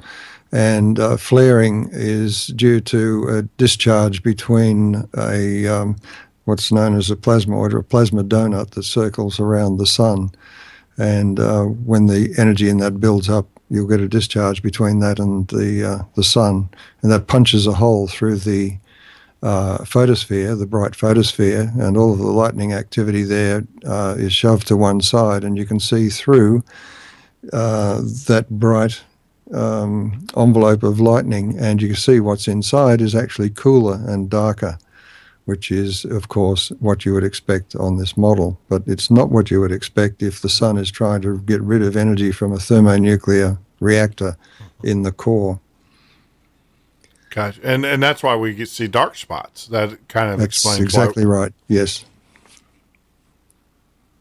Man, I want to go back to college, and I want my money back. Well, I would say it was only one course. I only took one course. I thought I wanted to be an astronomer. I really like you, and I did take a basic astronomy class and failed at it miserably. I just had a hard time with the often concepts. the way these things are taught is rather boring, and I know a lot of good students who dropped out simply because they were bored, not because they couldn't do it. Yeah, well, yeah, because I thought, we were going to go to get telescopes and go look at this guy, and it was nothing like that. It was sitting, it was all textbook, and it was all memorization. And I was like, if I wanted to memorize things, I would have gone into biology. Well, this is the problem. There is no coherent big picture so that you can give people an idea of how everything fits together. Yeah. There's no university on earth that teaches the big picture. Yeah. Yeah. Well, I to be honest with you, I don't think they really don't understand the big picture. No, that's true. And the big picture of the electric universe would make a fantastic IMAX movie, because the story of the recent history of the solar system and the Earth would outperform any science fiction film you've ever seen. Yeah. No, I mean, I can't imagine, we talk about in the first segment, we were talking about our ancestors sitting there and watching these massive heavenly bodies move past the Earth. And as they fall into alignment. Now, I mean, they had to have been moving at a pretty good, amount of speed as well. So it wasn't something, that it just must have been phenomenal to look up into the heavens and see this. That's true. Yeah.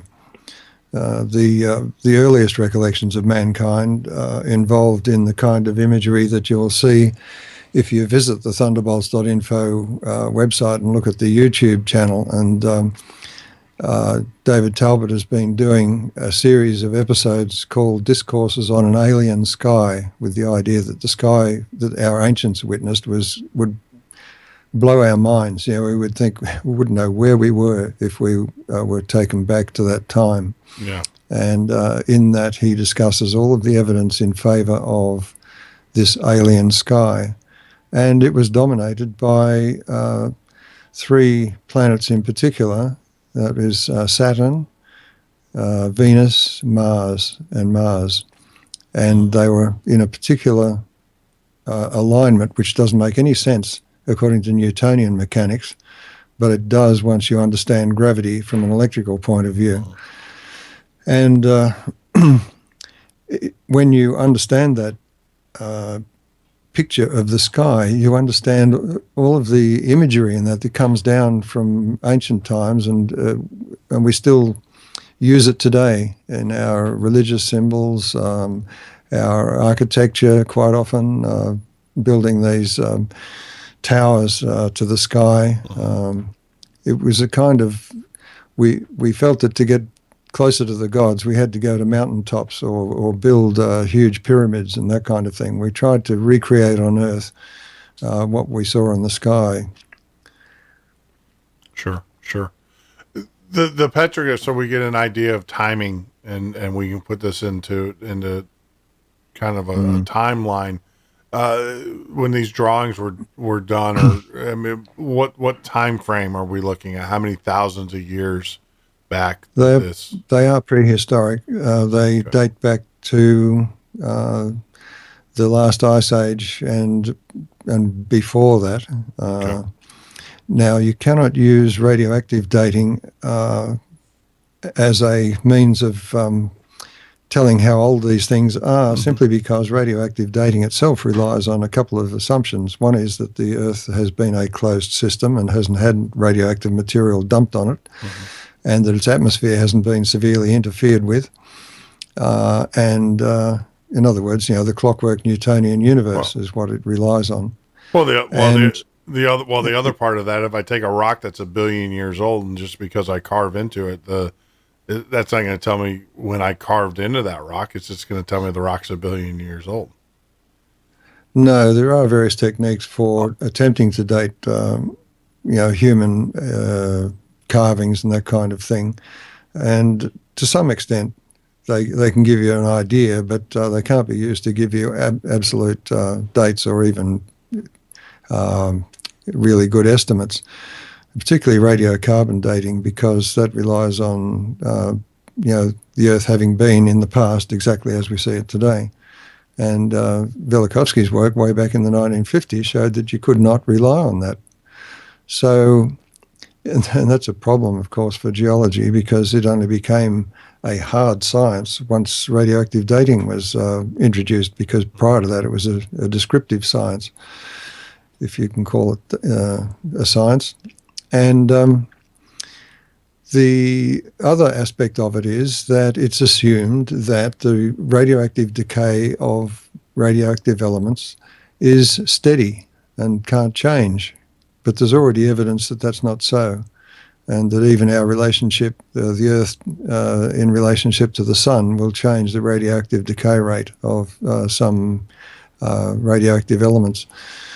And the electric universe says that it is a variable. It's not fixed at all. And of course, with thunderbolts of the gods, they just they smash your clocks and reset them, Yeah.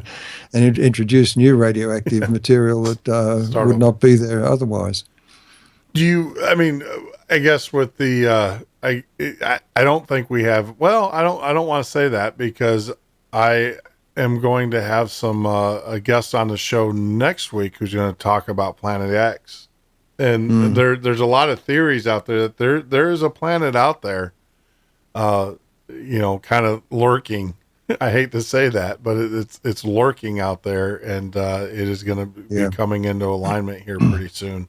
I don't know if you want to get into that fringe type of science, but only to suggest that anybody that was a threat to the Earth and the planets in the inner solar system on entry into the Earth's into the Sun's electrical realm would flare up, so that you would easily detect it.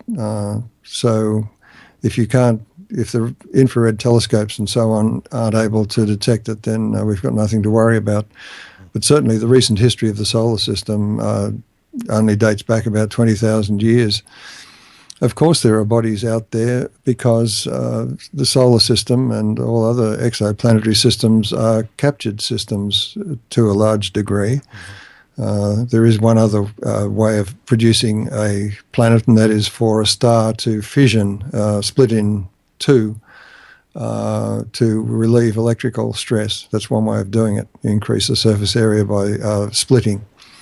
And it seems the human race even saw such an event involving Saturn. It was electrically stressed to the point where it ejected material, and that material became the planet Venus. And this was all described, and in quite a fair degree of detail, so that we can piece together what happened with remarkable clarity, actually, going back to the time when our little planetary system entered the realm of the Sun, because we are not members of this solar system originally. Sure. So, all right. So I'm gonna back up. Is what if the electric universe is the underlying force, or the main force? What role does the gravitational? I mean, it's a weak force. I mean, we all know that. I even know that. I've heard scientists say that it's a weak force. So, what role does it play, or if any, in? It's very important. It's a matter of scale. What form of the electric force dominates? At the atomic scale, it's the electric force that dominates and holds the electrons in orbit around the nucleus. On Earth, it's gravity that holds us to the Earth, and it's also gravity that keeps us in orbit around the Sun, but it's not in the form that we were taught. One of the astronomers who I think in future will be regarded with the same stature as Galileo, is the late Halton Arp, who unfortunately died not so long ago. But he, along with Fred Hoyle and Geoffrey and Margaret Burbidge, the astronomers, and a number of other astronomers, showed that there was no Big Bang, that the universe is fairly static. It's not expanding or collapsing. And this astronomer, Dr. Halton Arp, realized that meant that gravity must be repulsive on that large scale. And this is how it turns out. The electric universe explains that gravity is like magnetism. It has two poles, and all heavy objects have one pole facing outwards, which tends to space them apart. So this is why the universe isn't collapsing. We don't have to worry about a big crunch. There can be no big crunch because gravity will prevent it. This is a completely different way of looking at things. Sure. On Earth, we're attracted to the Earth because we're like iron filings. We don't mind which magnet we're attracted to. Whatever's strongest, we'll go to the nearest one. So the Earth's gravity, attractive gravity, has a limited, what they call, sphere of influence. Beyond that, you are either in the moon's sphere of influence if you're traveling to the moon, or the sun's sphere of influence if you're traveling between the planets. And it's as simple as that. Yeah. And we see it every day here. We have tides. I mean, we see it, so we're yes, yeah. The tides are subject to the moon. Yeah, the tides are quite complex, actually, and not really well explained, because you almost need a different explanation for different spots on the Earth's surface. Yeah. So all of this, the electric universe opens science up again, and it opens it up to everyone. Even garage tinkerers are playing with experiments to help us with theories about the formation of scarring on planets and on the Earth, and looking at other aspects of it. We've got a multi-million-dollar experiment going on in Toronto to show that stars are an electrical phenomenon. And so people are now putting real money into, and their own time and effort into seeing what they can do to progress science, because right now it's off the rails, and it has been for a century. Well, I mean, and I think you named, and I think it's very important that you're not the only one out here putting these theories out. I mean, you named some fairly well-known astronomers. Yes. Might not be well liked in academia, but they're well known in their fields of study, and that tend to follow along with you and believe the same way. That's you right. do.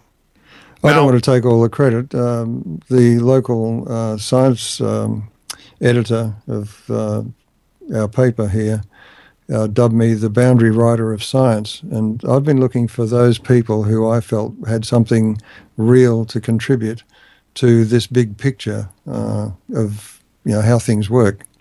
And so I am very happy to point people to the real pioneers. And there's a number of them. There's Nobel Prize winners and so on involved in plasma science and plasma cosmology, as it's called.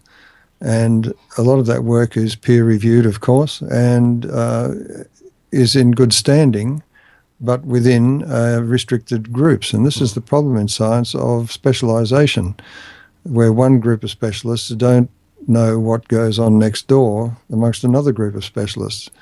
The electric universe tries to break down all these barriers, and it brings in the arts as well as the sciences, because they all have a role to play.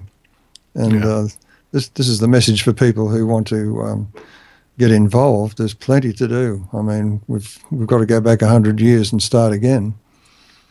Well, and one of the things, and I will tell you this, the whole gravity question was kind of a bait for me, because one of the litmus tests that I do is that when I hear a scientist or I hear a person who says that they're a scientist and say that, this is the theory, this is the way it is, there's no other forces, I discount them right away at that point, because I think everything works. I think all of these theories can work in harmony with each other. And I just find it disturbing that, like I said, that your theory and about the electric universe and is discounted in academia, where you're willing to say, all right, there are gravitational forces. This is how it works. And, on a micro and macro level, and kind of break it down that way. And see, to me, that just lends credibility to your theories. I mean, the fact that you understand that there's it's very complex, and one not over the other. Where in academia, it's their way or kind of the highway, as they would say here in the States. Yeah, that's right. It's a monoculture, and science is all about exploration, which means you leave the beaten track. Sure. If you want to make a real discovery, you've got to leave the beaten track. Yeah, exactly. Well, everybody, I can't. I think everybody that has made any type of significant discovery was always an outside thinker, or never, because I mean, if we didn't, we would still think that the earth, that the sun revolved around the earth, and we were the center, and then we would grab our we wouldn't have Bibles because the church had them all, but we would get our lectures and our life science from the local priest, right? I mean, I'm not being critical, but I am. I mean, it took even Newton. It took those guys to step away and say, no, this is not how things work. And, Socrates, Plato, all the great thinkers were definitely outside the box and were persecuted, for their beliefs. And some of them even gave up their lives for their beliefs. There's an Englishman who I've known for many years, Bernard Newgrosh, who said that he dubbed these people eminent outsiders, because when you look back in history, these are people whose occupation was unrelated to the discipline that they achieved their fame in. Mm-hmm. They had work or hobby or other outside interest leading to discovery, and they're purely amateurs to begin with. And some examples are Leibniz, Ben Franklin, Herschel, the astronomer, Young, Fresnel, Carnot, Lyell. I've got a list here: Faraday, Ohm, Darwin, Pasteur, Westinghouse, Edison, Bell, and Einstein. Mm-hmm. They were all outsiders initially in the field that they made the big changes in. Yep. So, and this is a problem, of course, the way this history of science is taught, you don't get this context. You don't understand that these people are outsiders. They're put up on a pedestal, but you need to know their story to actually understand really the progress of science. And the way science is taught today, they don't have time for that.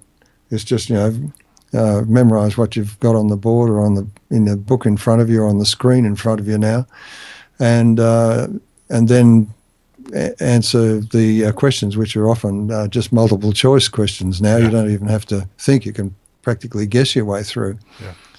It really is a severe problem in the education. Yeah. Well, I mean, even when I was in college, you take the classes, you answer the questions, but I will tell you the guys that you kind of looked at and stared at were the guys that they weren't taking the test like you were. They were back in the back room, and they were thinking, and that's why I guess I'm still kind of trying to figure out why they just, and you explained it, but it's still, because in the computer sciences, I've worked with some of the top thinkers in computer, guys that created a lot, not applications, but a lot of the hardware, working with them and stuff. And I know how those guys think, and it's strange because that out of the box thinking is in the computer science is encouraged. You got to do that. The crazier, the nuttier that you are, the better you're going to do in this industry. Go out and do great things.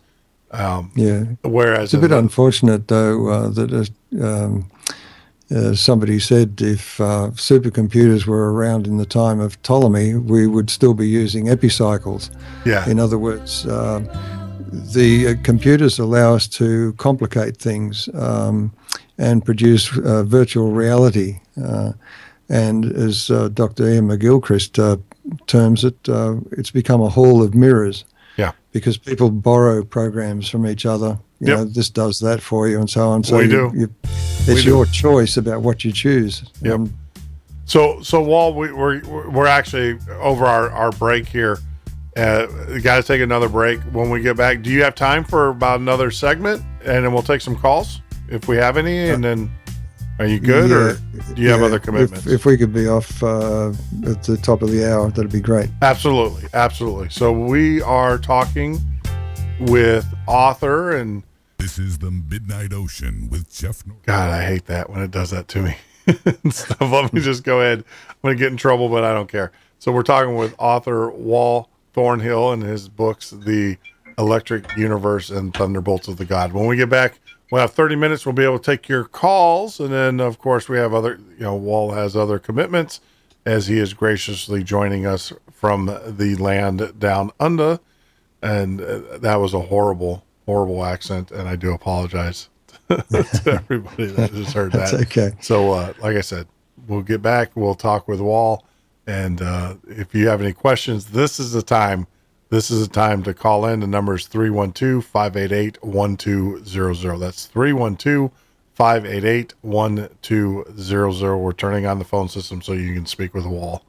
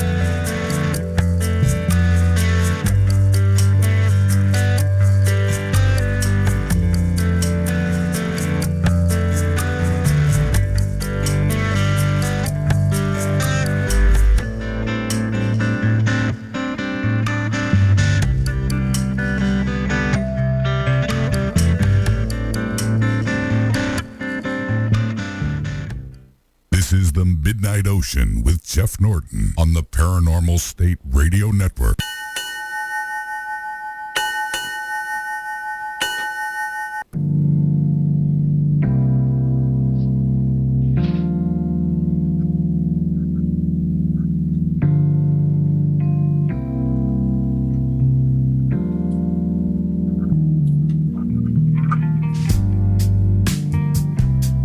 That is right. You're listening to the Midnight Ocean Radio Show and podcast. I'm your host, Jeff Norton. You can find us here on the web at themidnightocean.com or live every weeknight from 10 p.m. till 2 a.m. Eastern Standard Time as we go into our last and final segment with author and special guest Wal Thornhill. The phone lines are open if you'd like to speak with Wal or myself, talk about his theories and everything. Feel free to give us a call at 312-588-1200. 312-588-1200. This is your last chance. I'm going to tell you, you only got last 30 minutes if you want to talk with Wal. I don't want to hear no belly aching, as they would say in the South, because you didn't get to ask your question. I don't want to hear it in the post room or the chat room tomorrow or anything. If you do have a question and you don't want to talk to us, you can post it in the chat. If you go out to YouTube, you post it there. I'll be glad to ask Wal for you, but we prefer you to call in. We don't bite that hard stuff. So, Wal,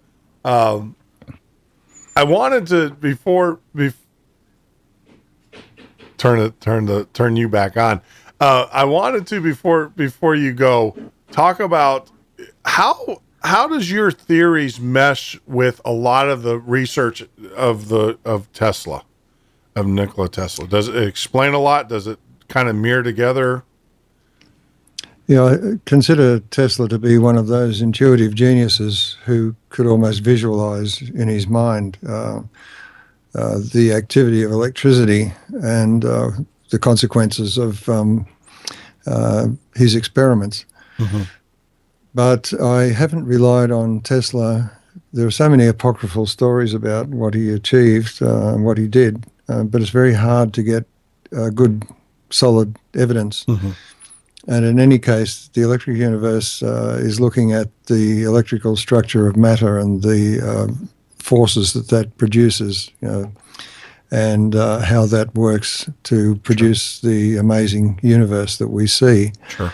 So, whereas Tesla, I think, was more concerned with what you can do with electricity in resonant systems, resonant circuits, and so on. And I think from that point of view, he was electrical genius.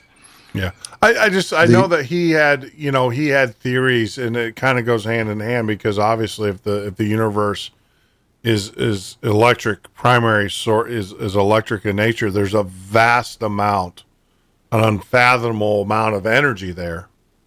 Well, that's true.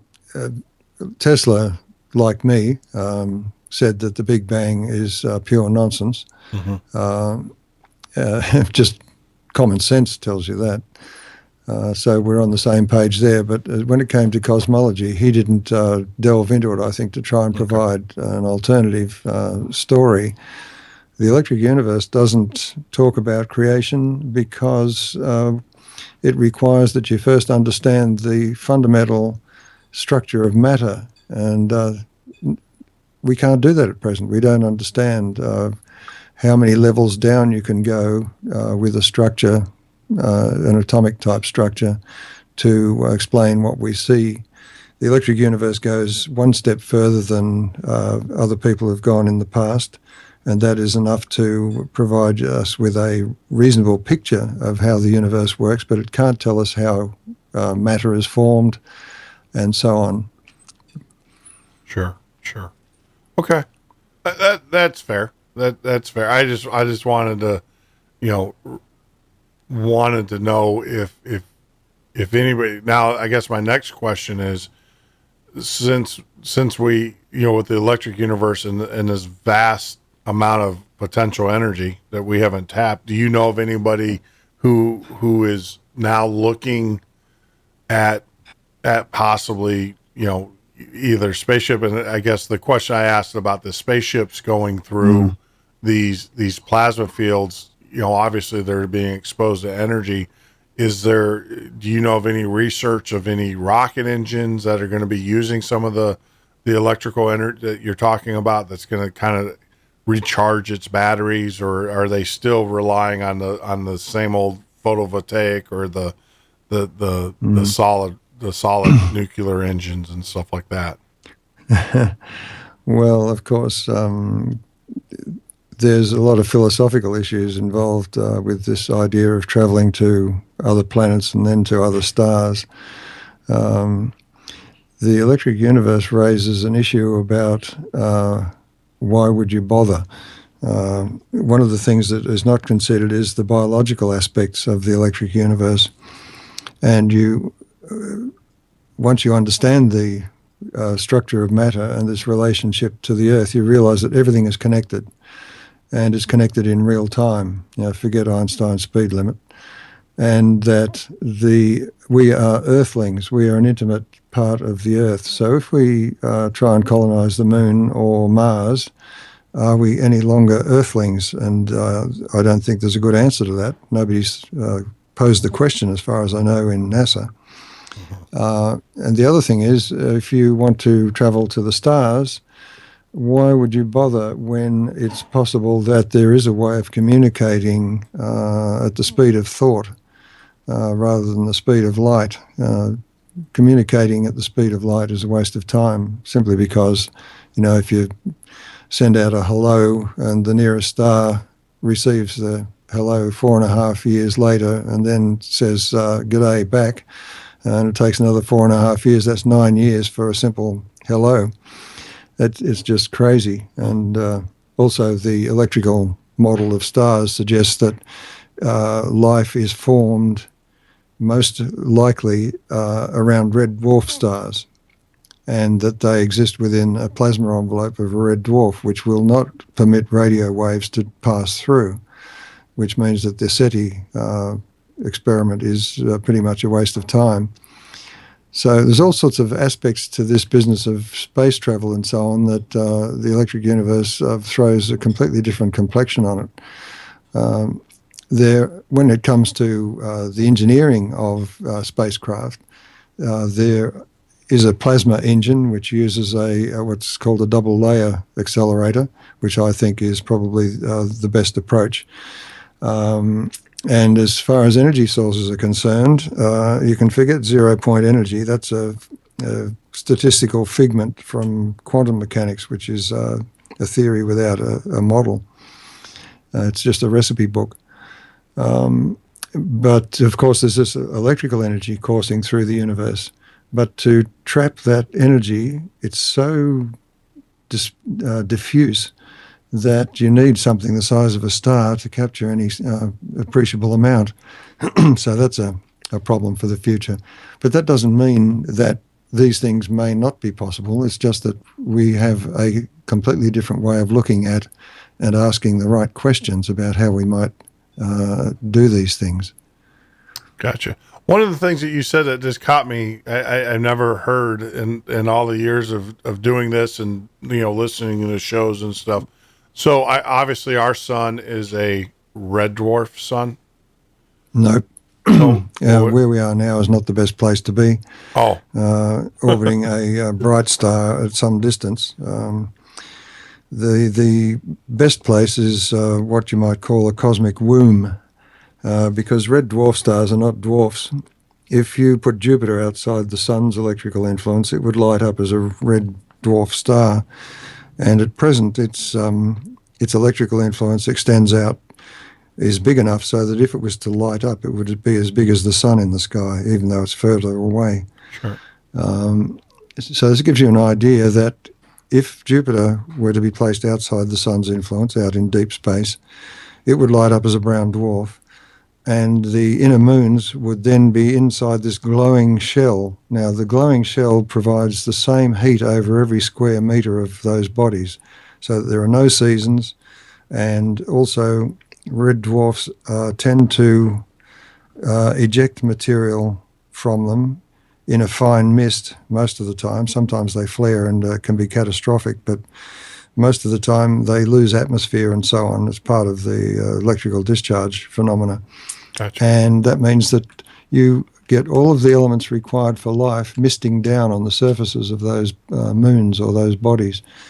And that appears from the ancient records to be the Earth's situation, where it was born as a partner to a brown dwarf star.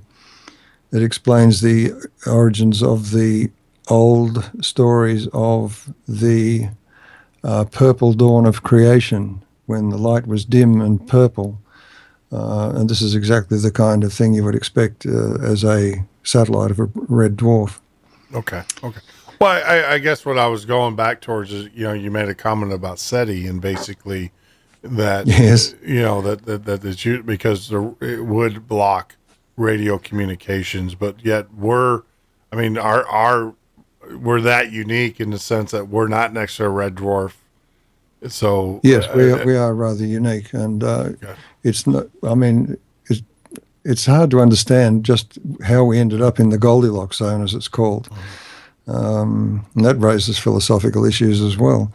But the fact that we did is a very happy circumstance for us. Mm-hmm. But it's a fairly narrow zone around a bright star, and it's not one that we can rely on for any great length of time, it seems to me, because stars themselves are children of their environment. In other words, they behave according to their electrical environment. And if the sun's electrical environment changes, it could change overnight. So these are all sorts of unsettling issues that are raised by the electric universe model. I understand. That gets down to global warming too, by the way. What's that? Yeah, well, let's talk about global warming.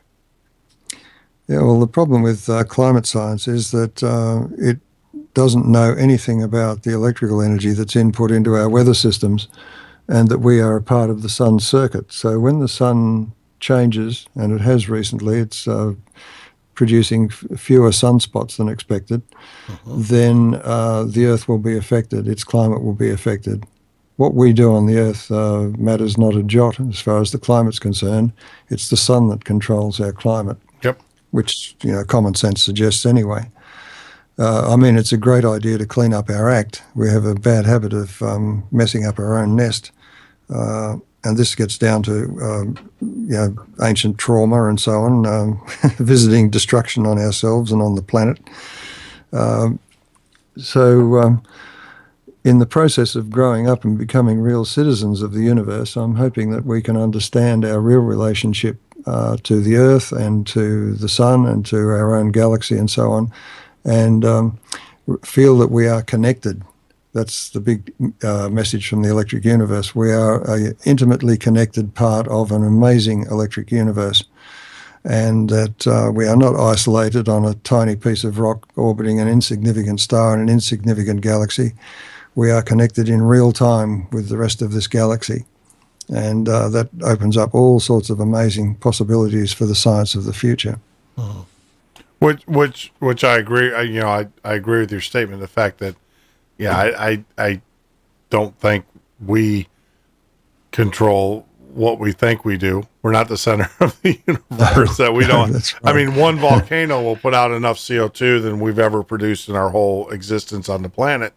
And everything, and like I said, the evidence shows though that in the past that the CO2 followed the change in climate, not preceded it. Yeah, preceded exactly. It's funny because I don't know if I don't think you were listening to the show before the first 30 minutes. Is exactly what I talked about. Is that the whole concept of climate change is a shifting of where do we place tax, and they use climate change to do the carbon tax, which. They now are able to tax production because as we become more efficient and, less people are working and we're producing more, they, obviously governments still have to get paid at the end of the day. So it's more about that than anything, but you can't deny that things are changing. That's right. I'm trying to get my ham radio license. Eventually I'll take my test. And one of the things that you learn to appreciate is the sun cycle as a ham operator. Yes. And the second thing you realize very quickly is that there is something definitely going on there with the sun. We should be at the end of our strongest cycle, or the strongest cycle, but yet it's actually the weakest right now. I mean, it's almost like an inverse, like maybe, well, I think they've already confirmed that the sun has already flipped its poles already. Yeah. Yeah. So it's only a matter of time too before the Earth follows, by the way. Yeah. I think the other thing that the electric universe offers is with a better understanding of matter and matter interactions electrically, you realize that there is a simple way of achieving energy sources without all of the drama that's required at present in these so-called fusion reactors, which are supposed to produce power like the sun. Well, the first thing you have to do to produce power like the sun is to understand the sun as an electrical phenomenon and not as a thermonuclear bomb. I mean, if stars were thermonuclear bombs going off slowly, you'd expect the night sky to look like the 4th of July. Yeah. Yeah. Well, and I guess that's what I was getting to, is that is there any hard research in harnessing the electric universe? Either it was Tesla doing it or someone else. The experiment I mentioned in Toronto is an experiment to test these ideas. I'm going to be in Toronto. Is it at the university, or where's it? This is all a private scientific endeavor. Oh. Okay. Because I am. Stay tuned. Stay tuned. Yeah, that's right. I am definitely interested. I do spend. I go up to Toronto at least once or twice a year. Is it possible to, if I leave my recording devices at home and everything, and because I am definitely fascinated. I want to get involved. I'm definitely fascinated with with what's going on. But that's another conversation for another time. And stuff. So is there anything, as we're running down the hour, it looks like our caller from California, who just had to jump in there during the show, has decided that they don't want to participate anymore. So we'll leave it at that. Is there anything that we have left out that's important to the conversation? I don't think so. There are a large number of YouTube videos. I do a space news on a somewhat regular basis, where I interpret the news that's coming from space probes and so on in terms of the electric universe, and that's very popular. Okay. You can subscribe to that. That's all on the thunderbolts.info website. And there's a forum on there for those who would like to get involved in discussions on various topics. And those topics are set out so that you can join in with a group who are particularly interested in those areas. And of course, there are some feature movies depicting what the ancients saw and the evidence for that. Can you shoot me a link or all of that information in an email, and I'll make sure that it is included with with your authors page that we put together, and that way we can. I can do that. And my website is called holoscience.com. That's HOLO science.com. And my articles are longer and tend to be a little more in depth than you will see in the space news and so on. Yeah. I was actually out on your site, and it's sit back and read. It's not something that you're just going to glance at, No. And, if you're serious about this and you want to learn more about it, it's not something that you're just going to, take a striking blow at. You're going to have to, sit down, roll the sleeves up, and there's a lot of research here. It covers a lot of ground. There is a lot of ground cover. I'm still, and I can tell you firsthand, I tend to, I like to read the books of my guests prior to the show, or at least go out to their website, and I got just sucked into yours reading it before I was like, this is not something I should have given myself at least a good month at a time. And it's not that it's a hard read. It's just that there's a lot there. There's a lot of backstory. There's a lot of cross-referencing with other authors and other professors and scientists, and and you got to kind of go back and forth to get the bigger picture of Yeah, where this I is think the going. difference with my work is that there's probably more new ideas thrown at you in a page than you'll read in a book. Absolutely.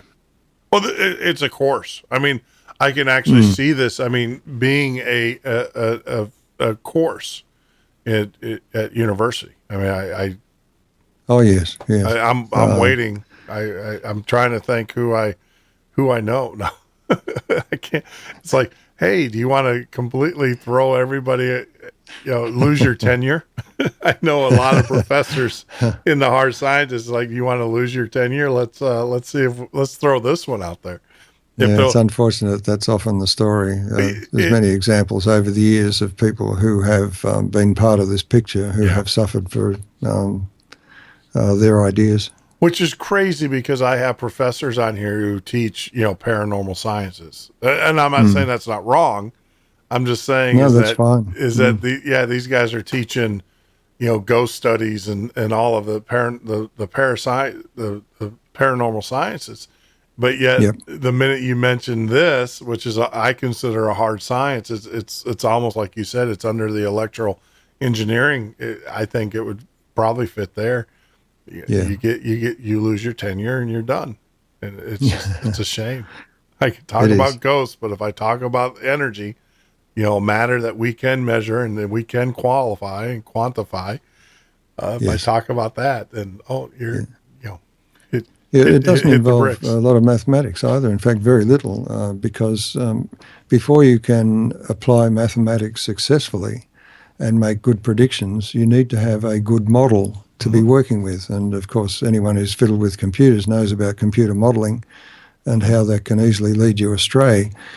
I've often said that if you look at the equations on a blackboard that a physicist puts up, unless that physicist can explain every symbol on the board and what the meaning of the operators like equals and multiply, divide and whatnot means in real terms, then they don't know what they're talking about.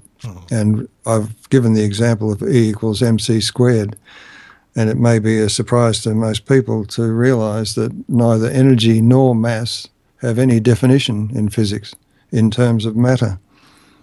So E equals mc squared is the best known but least understood equation in physics. See, I know that there has been a plethora of books written about E equals mc squared. Yeah. But I've never known that it was one of those, most used but yet most misunderstood. Yep. If you understood that really, you would question why they built the Large Hadron Collider, because of what E equals mc squared is actually telling us, it's staring us in the face, is that energy and mass are properties of matter. Mm-hmm. So you cannot introduce some Higgs boson or some other, strange particle, treacle particle, to impose mass on matter. It's a property of matter. So they're wasting their money. But I mean, I think wasn't that with the whole Higgs boson though, was the fact that they collided and broke it apart, and that's how they saw it. It wasn't created. It was there all along. It was just the problem is that when you smash things together, it's like smashing jumbo jets into mountainsides and then trying to figure out how they fly. It's not the way to do things. What you've got to do is have a simple, workable model, because nature never does anything the hard way. To have a simple physical model and then apply the mathematics and see how that turns out, instead of inventing new particles every time something pops up on your screen, or inventing new forces, because that just complicates and takes you further away from understanding. Gotcha. It's almost like they fit the experiment to the result. It's the theory that determines what's a fact rather than the other way around. Gotcha. That makes sense. And so, and I think there was a report back that they don't think. I saw one science journal that just came back that said that they don't think that they found the Higgs boson. No, they didn't. Whatever they found was just a temporary resonant state of some bits of matter, which, the more energy you throw into smashing things up, the more bits of debris you'll find. And this is exactly what particle physics has degenerated into. Yeah. Yeah. I watched that.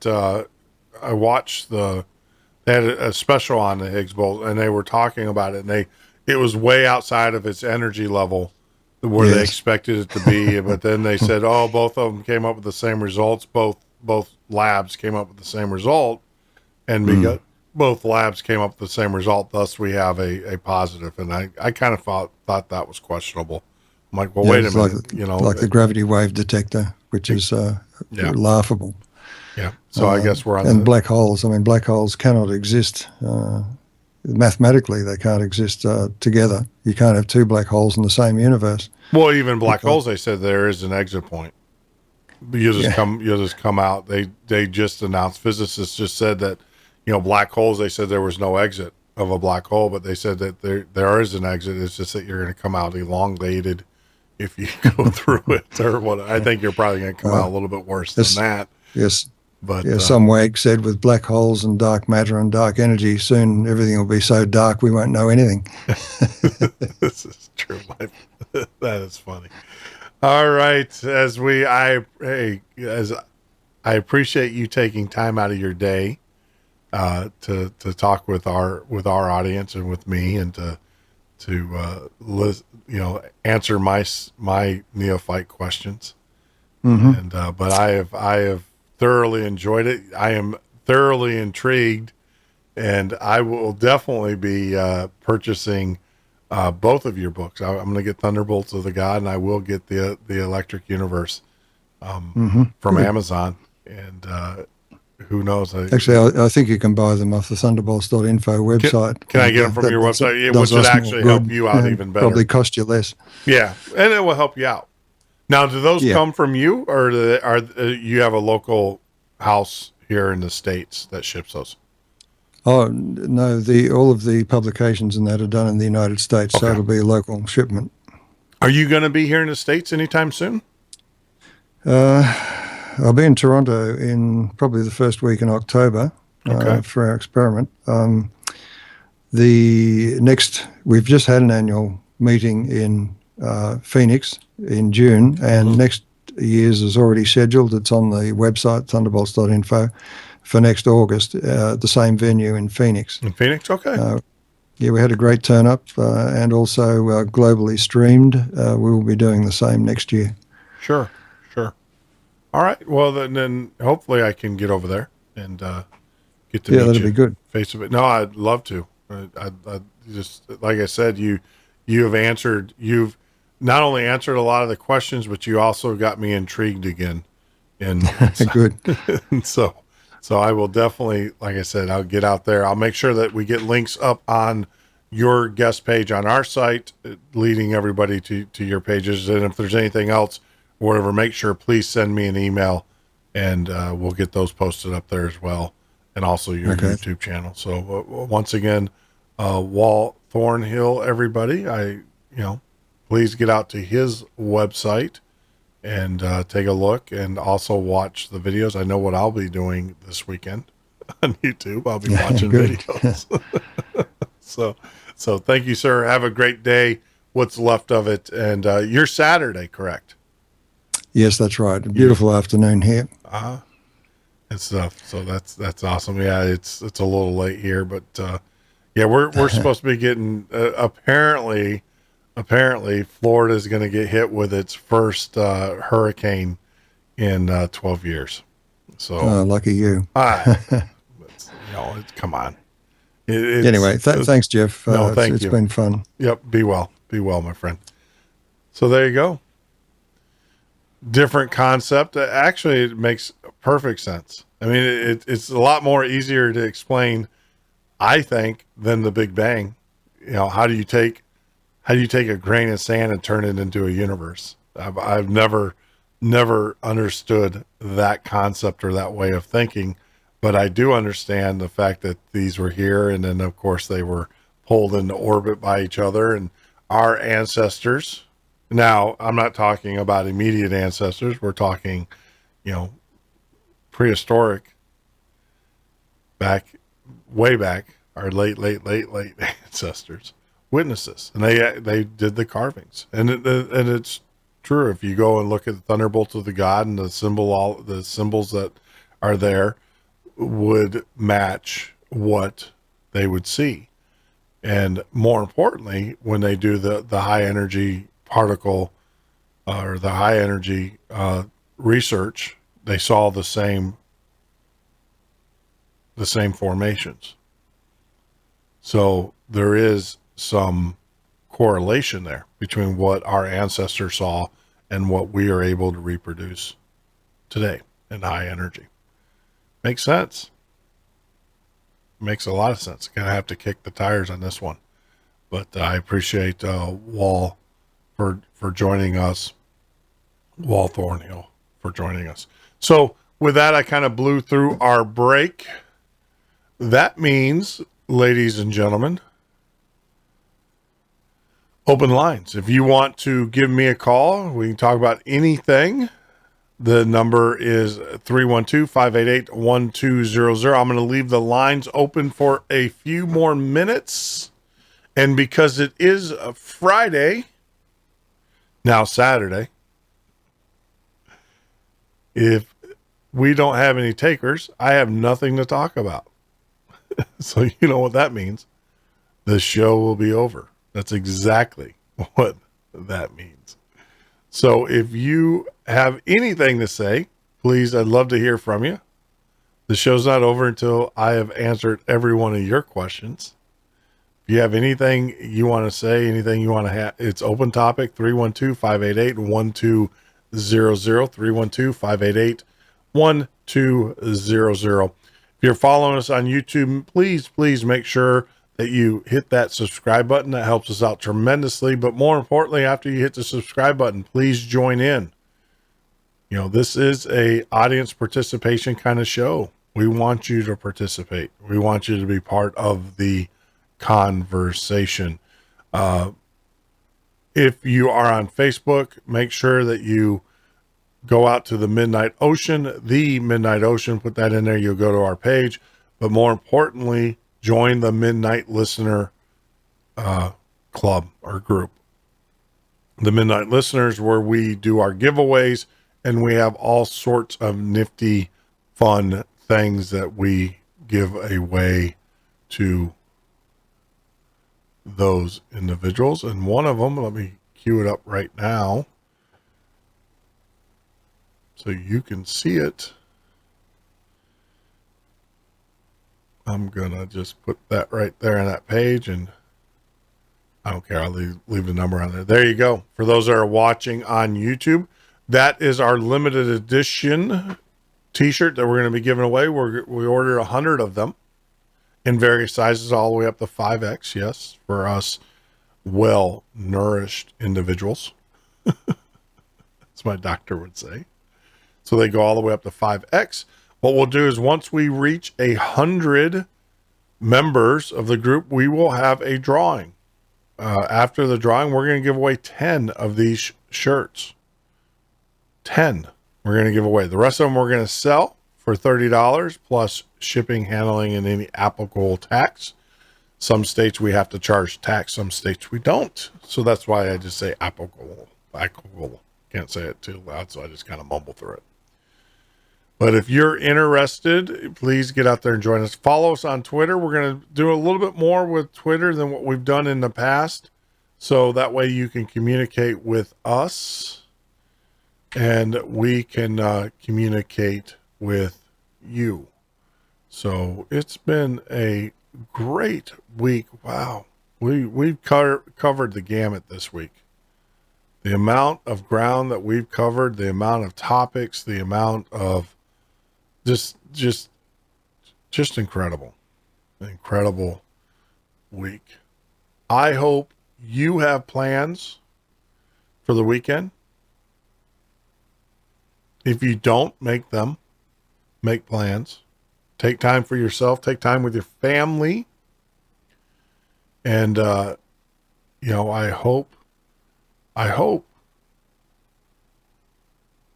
that you find peace and love over the weekend. I really do. because I learned really quick from our guests earlier the week that we all need to just be love. And that's important. We're going to be doing some things over the weekend to the site to add some features to it that you guys have been asking for. So look forward to that as well. And I think that's about it. I think I've done all of the house cleaning that I can do today. Housekeeping, house cleaning, it's all the same. Same meaning. But with that, what I want to do is I want to end this week with two songs that I just thoroughly, and I played one of them earlier, but I want to play it again, and then we will call it a night. So this is from Ed Roman, indie artist, 2016 Indie Artist of the Year nominee, Ed Roman. And we're going to play the I Am Love, and then, of course, I Wish the Wolf Man Was Back. Thank you, peace, and like always, be love.